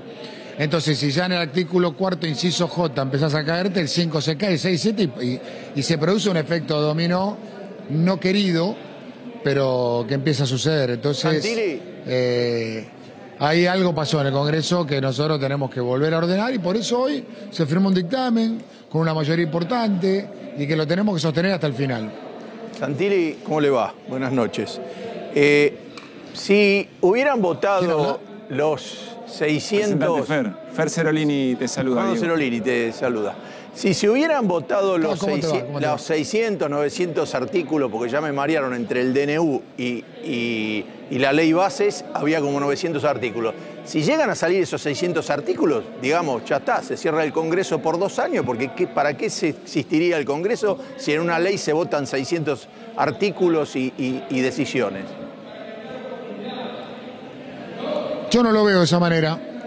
Yo veo que si las leyes le sirven a mi país, no importa si sean 660 o una, hay que avanzar, porque la Argentina no puede seguir. Ejemplo, la modernización laboral. La ley laboral es del 75, cuando había televisión blanco y negro, cuando no había fax, cuando no había celular. Digo, una ley donde no había industria del conocimiento. No, que tenés hoy, eso no es para discutir. Argentina, no es para discutir, pero a la vez me parece que tiene una entidad tan grande ese tema en sí que no se puede poner con 599 cosas más. Digamos, se puede ir discutiendo de a una esas cosas y sacar las reformas, pero meter 600 es una reforma constitucional casi. Arrancar con una reforma constitucional. Hay una realidad, hay una realidad, déjame decirte algo, hay una realidad. A mí me tocó estar estos 2 años para atrás. No nos pudimos poner de acuerdo en la ley de alquileres. Hay 10 millones de argentinos que viven alquilando. Y no nos pudimos poner de acuerdo en la ley de alquileres. Entonces, 2 años, más de 2 años discutiéndola. Tuvo que venir por DNU a destrabar para que haya más oferta de alquiler. Entonces digo, a veces el Congreso también tiene que hacer una mea culpa. Porque no trata los temas que son los temas de la gente. Y por eso después la gente se enoja. Entonces, ¿sabés qué te dice el laburante? Yo quiero tener laburo formal, ¿por qué no lo puedo tener? Y somos hace más de una década que no generamos laburo formal en la Argentina, porque seguimos anacrónicos, y no pérdida de derechos, anacrónicos. Entonces digo, un régimen de inversiones. Déjame darte 2 ejemplos claros de nuestro país. Argentina en la década del 90 producía la misma cantidad de petróleo que Brasil. Hoy Brasil produce 3.300.000 barriles de petróleo por día y Argentina no llega a 700.000. ¿Cómo no va a tener un régimen previsible, con racionalidad y con sentido común? Te doy otro ejemplo. La cordillera de los Andes. Argentina tiene la misma cordillera que Chile. Es más, creo que es mejor nuestra cordillera por cómo va cayendo apaisadamente. Digo, te hago una pregunta. ¿Por qué con los mismos minerales de la misma cordillera Chile exporta 17 veces más que la Argentina? No 1 o 2.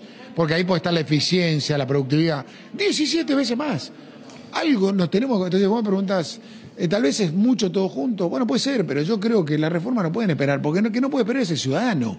El ciudadano que todos los días tiene un problema de seguridad, todos los días tiene un problema de inversión, todos los días no tiene laburo. Entonces, todas esas son las cosas que hay que corregir. Diego, Hernán Lecher te saluda. ¿Cómo estás? Buenas noches.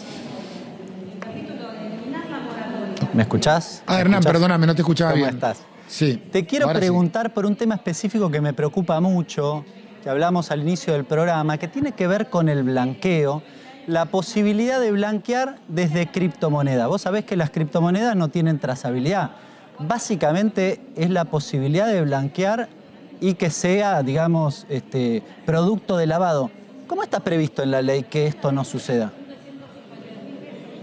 Mira, todo todo blanqueo que no tenga el origen de los fondos puede tener problemas. Y la Unidad de Información Fiscal, la UIF, es la que termina mirando y analizando cada uno de los blanqueos y cada uno de los deposición de fondos que se demuestren. Entonces yo digo, las criptos han empezado a regularse en el mundo, ha empezado el mundo a regular y ha empezado a ser integrada, Estados Unidos ha empezado a integrar a sus sistemas.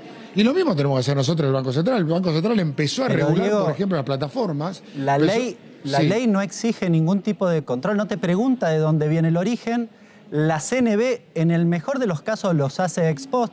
El problema es que con las criptomonedas, como te decía, no tiene trazabilidad. Así que no puede comprobar que viene del lavado. Mira, bueno, no tiene trazabilidad hasta que la tiene. Hoy los sistemas informáticos del mundo, Estados Unidos te están metiendo en sistema a todas las criptos, a las operadoras de cripto y a las vendedoras de cripto. Empezó a regular el sistema. Y la Argentina va a hacer lo mismo. Y va a empezar a controlar los ingresos y flujos de fondos. Es verdad que hoy en día, hoy acá, tenés esa problemática. Pero no deja de ser cierto que el mundo empezó a marcar origen de esas criptos, la operadora tienen que informar sus operaciones, aquellos que compran y venden. Pero te cuento qué pasa. A mí me roban, me sacan plata de la cuenta, la transfieren a otra cuenta y compran cripto. Porque de esa forma no tiene trazabilidad. Yo no encuentro nada en el proyecto y no hay ningún proyecto de trazabilidad de las cripto. Por eso me preocupa, porque ustedes lo van a votar en un rato y mañana me entra todo el lavado de dinero. No entiendo cómo lo van a evitar.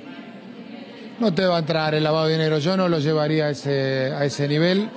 Déjame decirte otra cosa, hoy te roban de tu cuenta bancaria, los hackers te roban de tu cuenta bancaria y se la llevan a otra cuenta bancaria otra vez y no necesariamente va a cripto.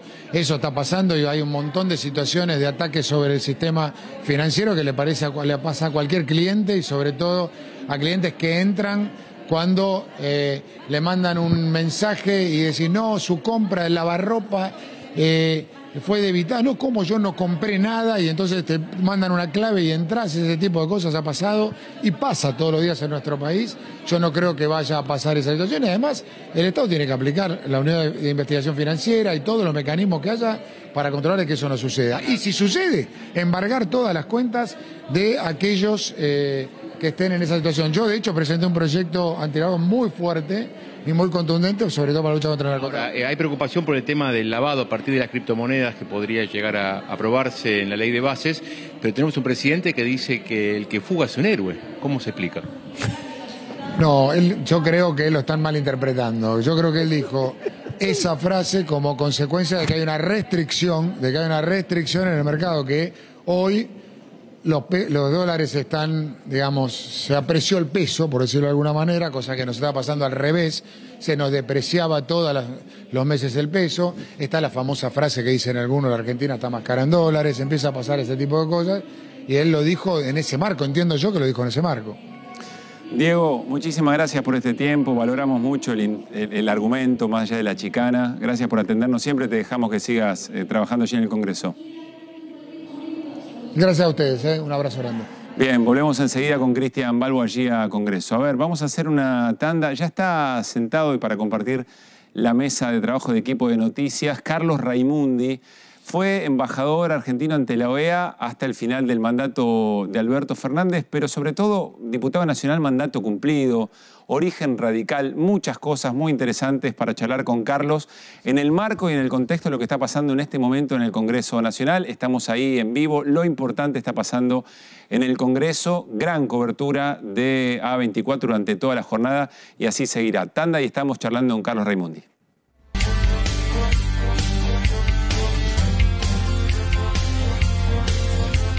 Muy bien, seguimos en equipo de noticias A24, cubriendo en vivo lo que está pasando en el Congreso, discusión de la ley de bases y del paquete fiscal muy importantes para el devenir de la Argentina y estamos con Carlos Raimundi. Como les decía, enseguida volvemos con Cristian Balbo allá del Congreso. ¿Cómo te va, Carlos? Bienvenido. ¿Qué tal, Pablo? Al contrario. Gracias por estar acá. No, al contrario, al contrario. ¿Estuviste dando clases hasta hace un ratito? ¿En qué universidad?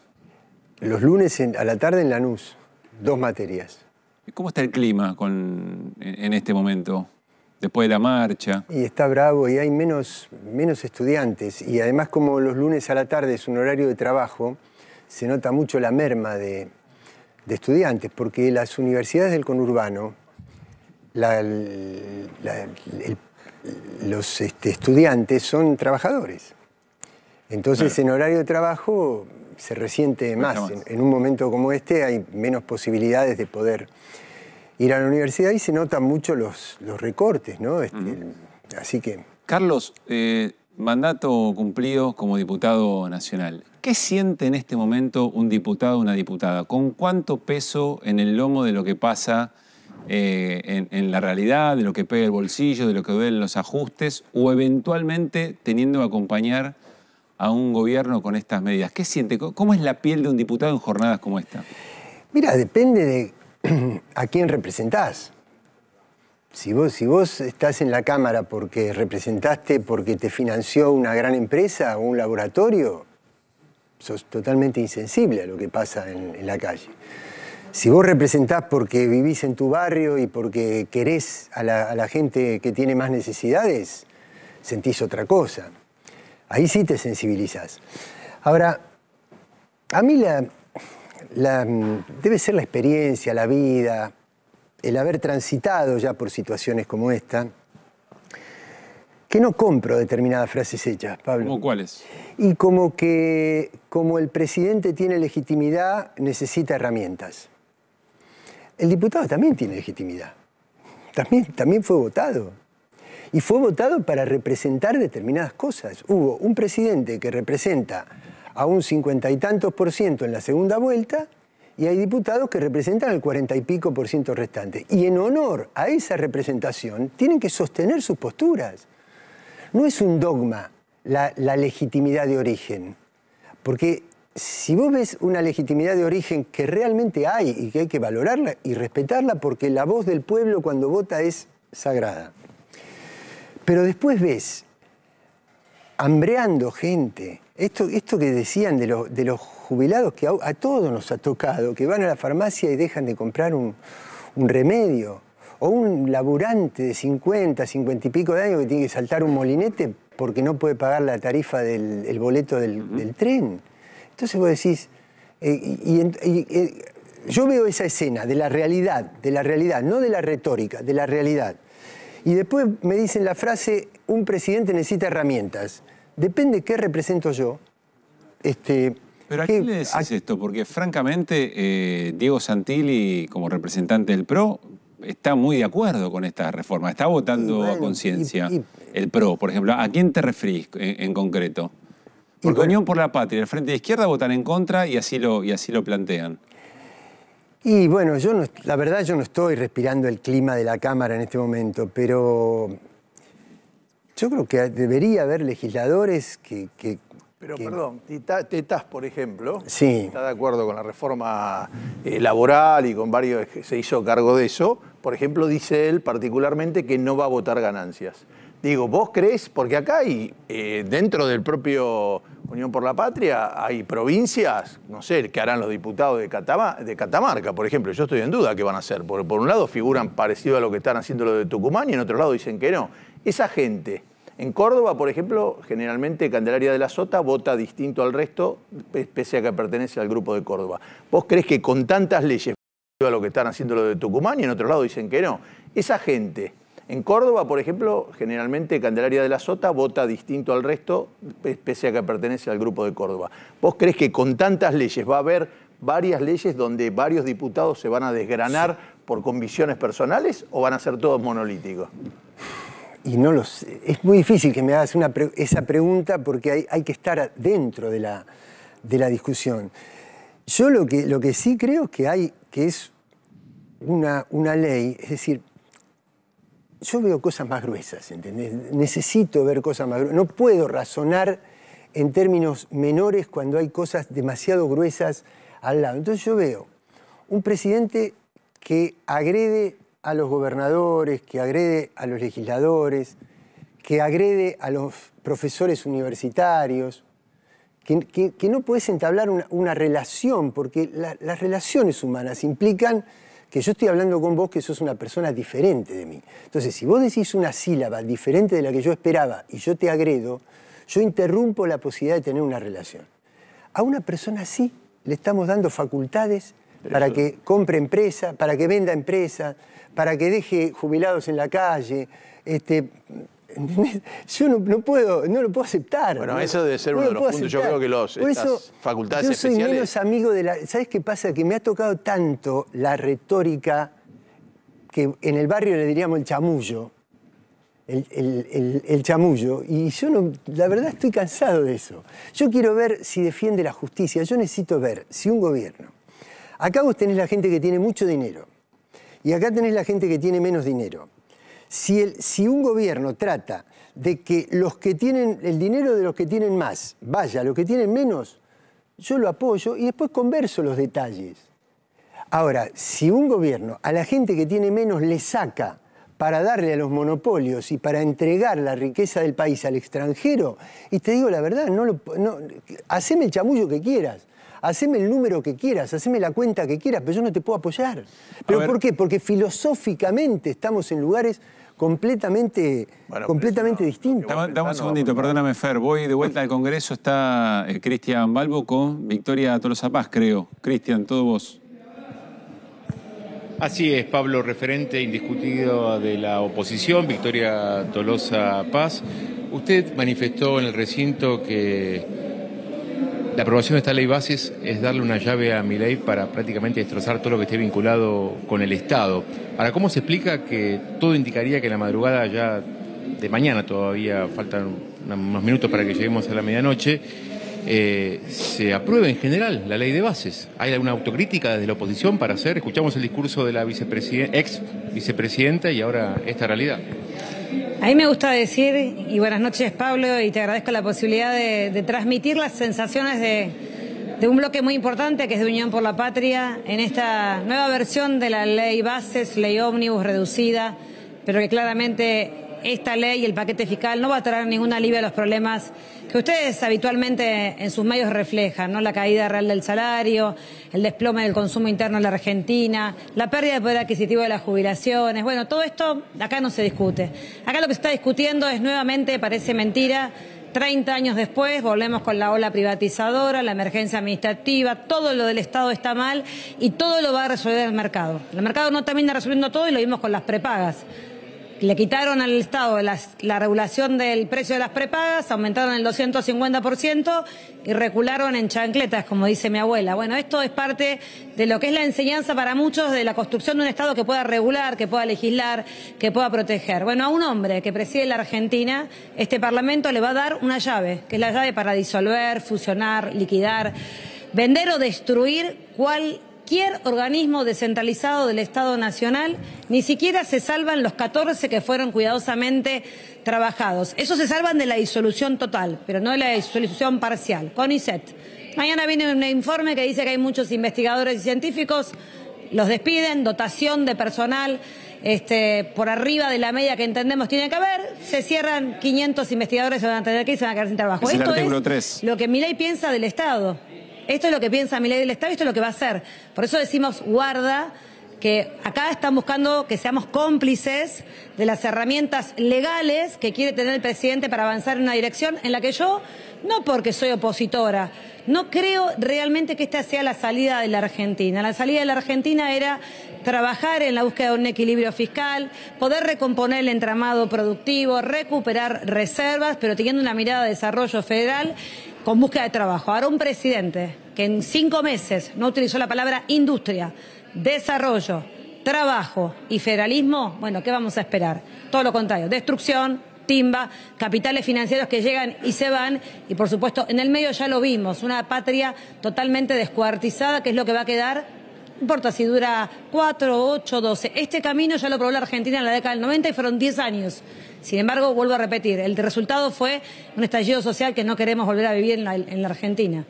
Victoria, recién lo charlábamos con Carlos Raimundi. Te traslado la pregunta. ¿De quién esperás algo en el recinto? ¿De qué bloque? ¿De qué diputado o diputada? Porque uno sabe que el PRO acompaña el modelo de país, más allá de cómo se lleve internamente en la gestión de gobierno, si se fusionan, si se acompañan.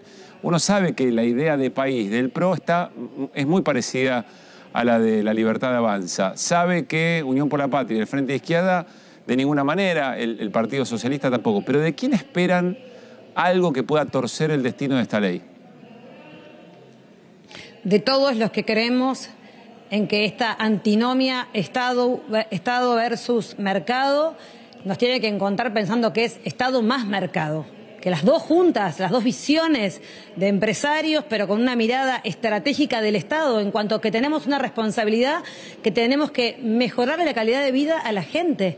Los empresarios buscan una rentabilidad, una ganancia y está muy bien. El Estado busca otra cosa, que es que en cada decisión que toma tiene que mejorarle, impactarle en la vida de ciudadanos. Si no hubiésemos sido CEOs de empresas y somos legisladores y quienes están ocupando la presidencia y los ministros tienen que tener esta mirada social de para qué hacemos política y cómo justamente tenemos que fomentar y tenemos que tener regímenes especiales para que vengan las inversiones, pero no dándole 30 años de previsibilidad y dejando claramente en desventaja con un entramado pyme que está pagando los impuestos, que para importar una pyme metalúrgica paga el 17,5% del impuesto país y va a ver como una gran empresa multinacional se radica en el mismo territorio y va a tener 30 años por delante de cero alícuotas y que va a poder claramente llevarse todas las divisas. Eso no es la Argentina que queremos. Queremos Argentinas con reglas claras, pero la queremos en función del desarrollo de la Argentina. A esos bloques que creen en el Estado, radicales, socialistas, de partidos provinciales, les digo, hagamos algo con inteligencia y no le demos a este presidente las mismas herramientas que cuando yo era muy joven podía en todo caso ver el primer periodo privatizador de la Argentina. Acá hay hombres y mujeres que tienen muchos años y que vivieron ese desastre de la Argentina. ¿Esto quiere decir que nada se tiene que privatizar?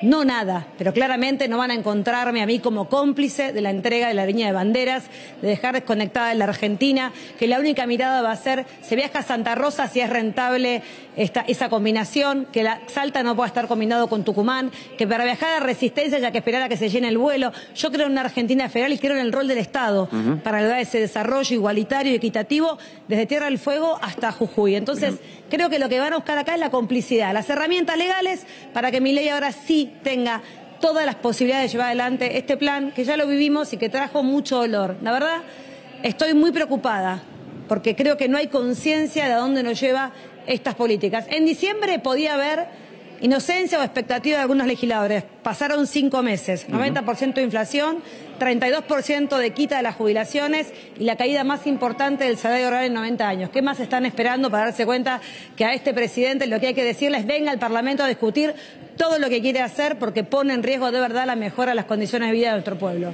Victoria, gracias por este tiempo en el medio de la sesión. Un gran abrazo. Gracias a ustedes, que tengan buenas Muy noches. bien, volvemos con Cristian Balbo enseguida. Está Carlos Raimundi, charlamos hasta el final del programa con él. Tengo 2 preguntas para Carlos. Una tiene que ver con el rol del radicalismo. Él es de origen radical. Y segundo, a partir de la reconstrucción de, bueno, el peronismo y aliados, el movimiento nacional, la centroizquierda. ¿Dónde le parece que está la clave de la reconstrucción de un sector que tuvo una derrota política y electoral muy, pero muy profunda? Después de la pausa.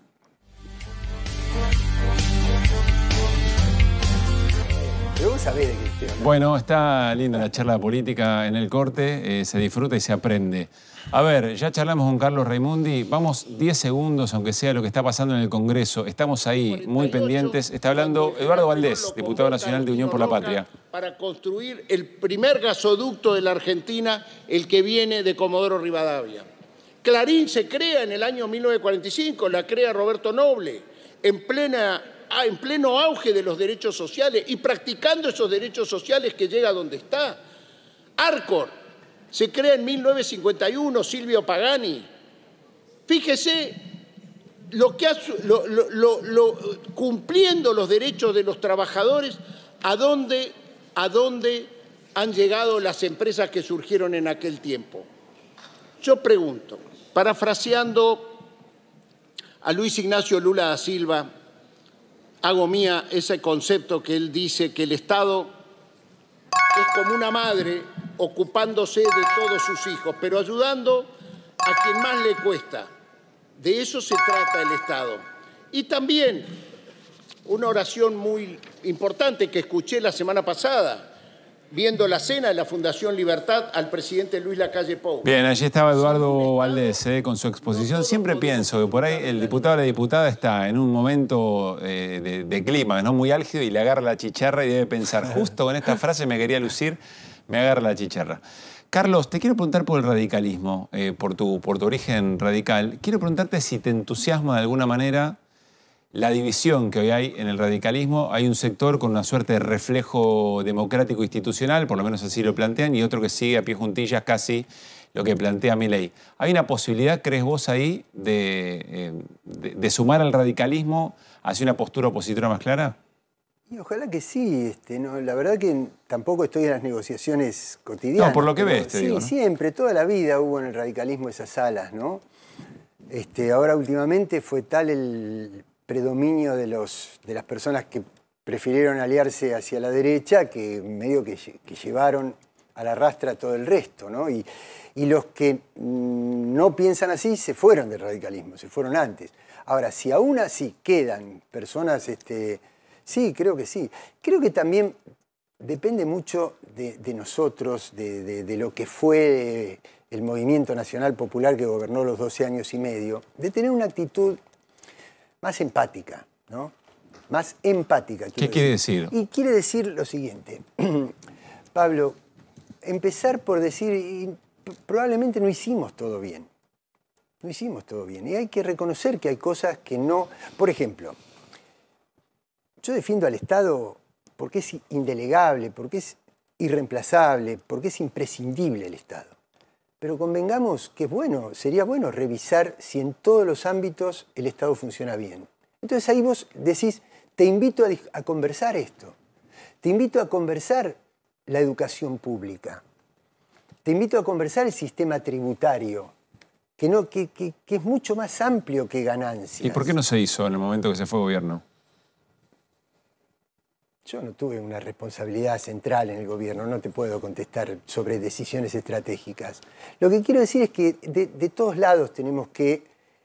Porque es tan grave lo que está pasando, tan grave.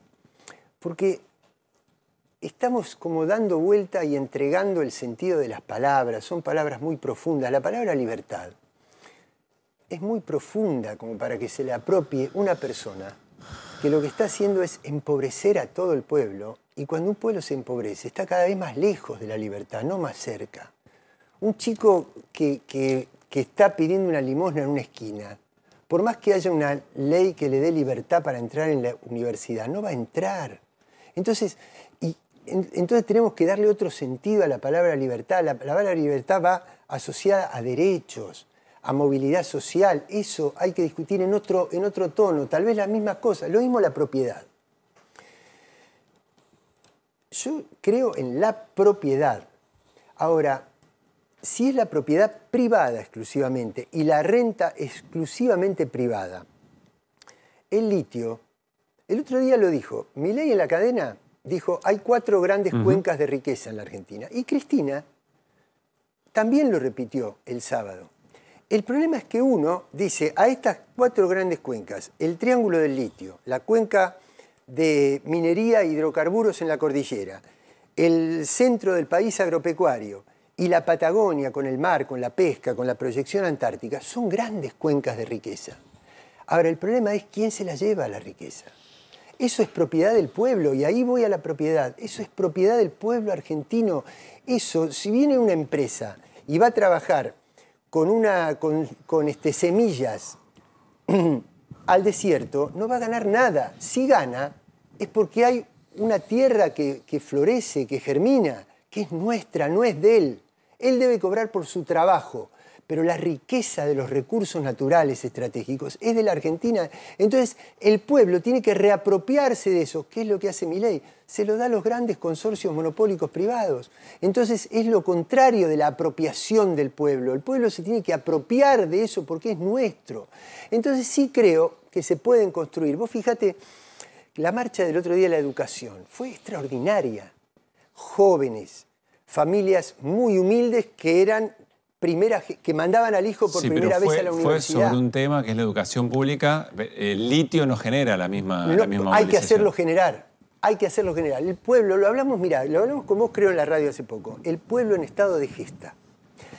El pueblo argentino... El pueblo en estado de gesta. Tiene una tradición de movilización, de cambiar la historia. La cambió en 1810, la cambió con los caudillos, la cambió en el funeral de Irigoyen, la cambió el 17 de octubre, la cambió en el Cordobazo, la cambió en el 2001. Vos tenés un pueblo que 5 millones de personas salieron a la calle por un seleccionado de fútbol. ¿Cómo no podés transformar esa energía, esa libido del pueblo que siente, que quiere sentirse convocado, que tiene la necesidad?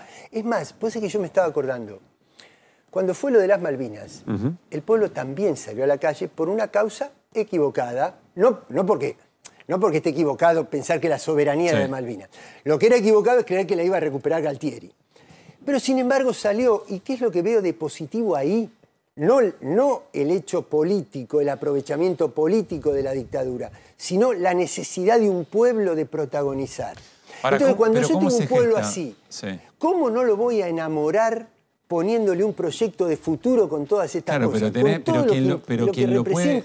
Carlos, quien lo puede convocar tuvo una derrota electoral y política muy fuerte. Parecen estar rotos los canales de representación. Y bueno, ¿convocaron los rectores a esta movilización? Sí, claro. Bueno, es que hay una parte del pueblo que todavía no quiere reconciliarse con nosotros. Pero si vos te abrís y vos decís, mirá, reconozco que no te representé porque cometí errores, como por ejemplo haber pospuesto discusiones, pero además lo está planteando la propia Cristina en su documento, planteó, discutamos la inseguridad.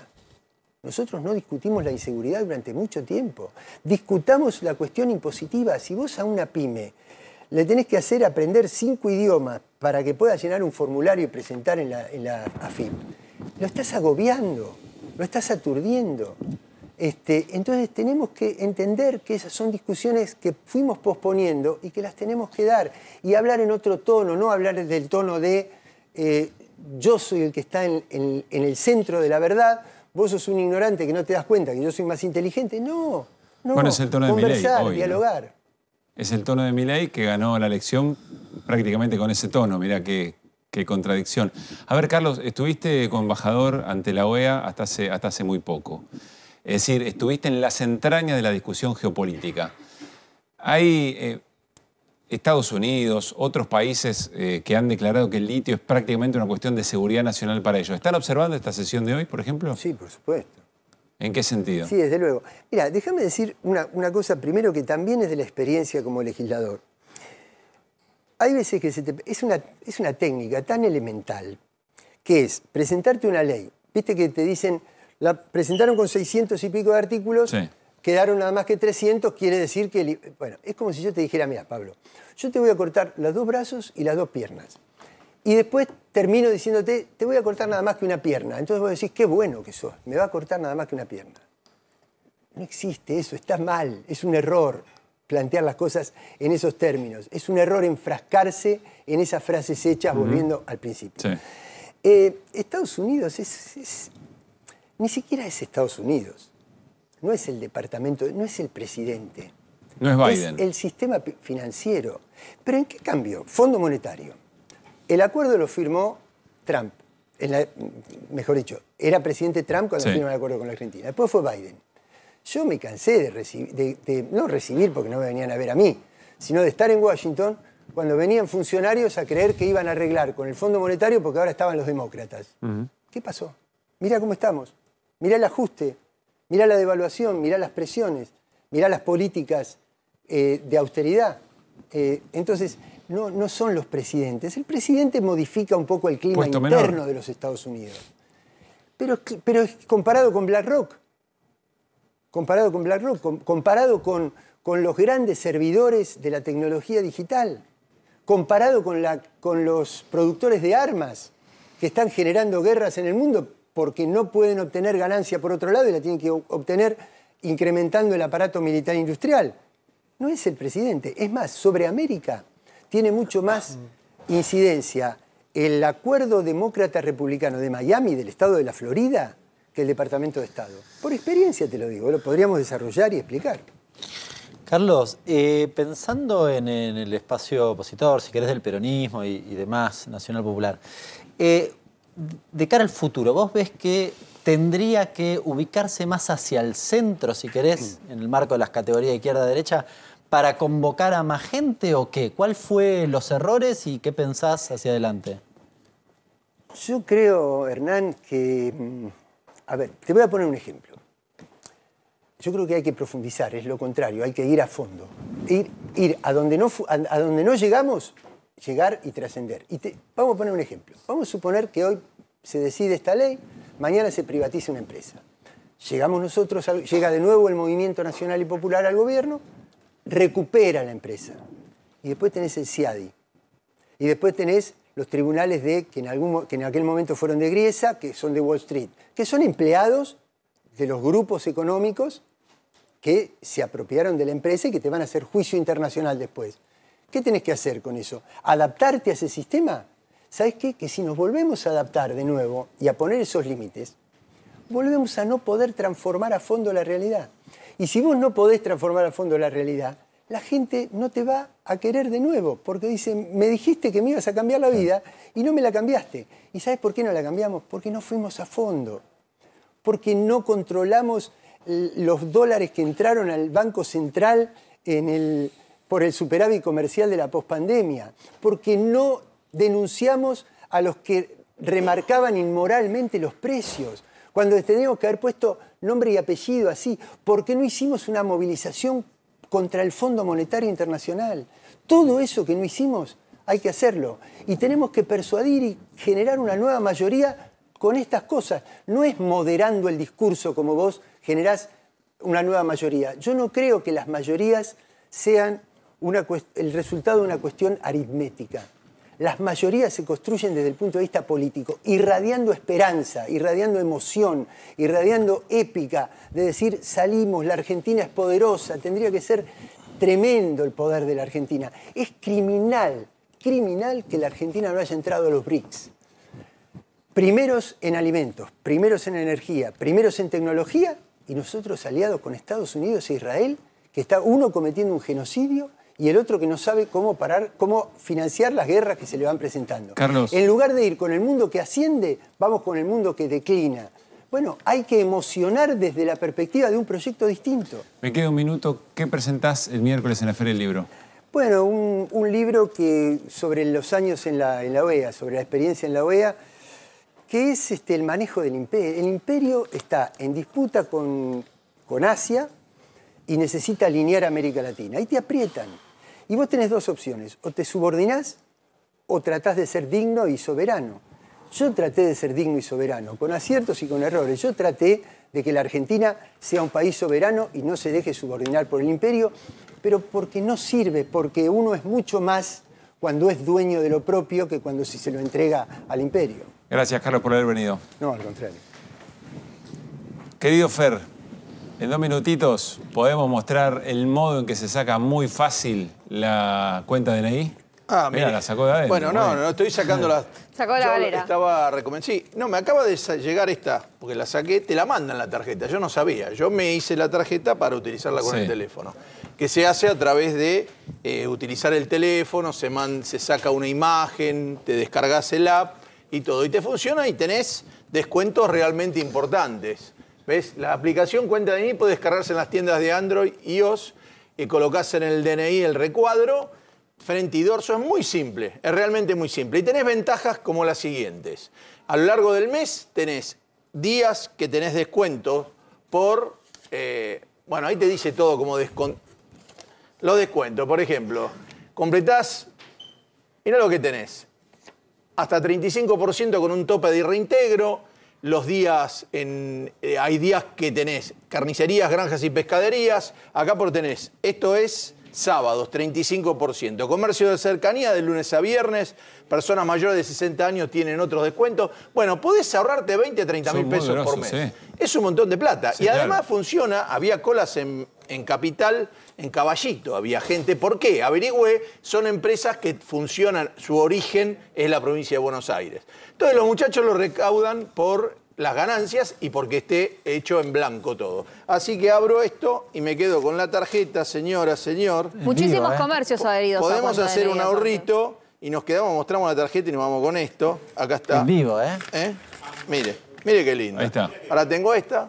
Y acuérdese, señora, señor, mire la tarjeta, está venciendo, haga el gasto, ahora compre lo que tenga antes de que venza abril con la tarjeta que se paga el otro mes. Gracias, Fer, Melody. Hasta mañana, Hernán, querido. Mañana. Bueno, nos vamos, nos reencontramos mañana a 9 de la noche. Seguimos, por supuesto, lo que va ocurriendo en el Congreso Nacional, pero ahora llega Babi Echecopar. Basta, Babi, a continuación. Pasen bien.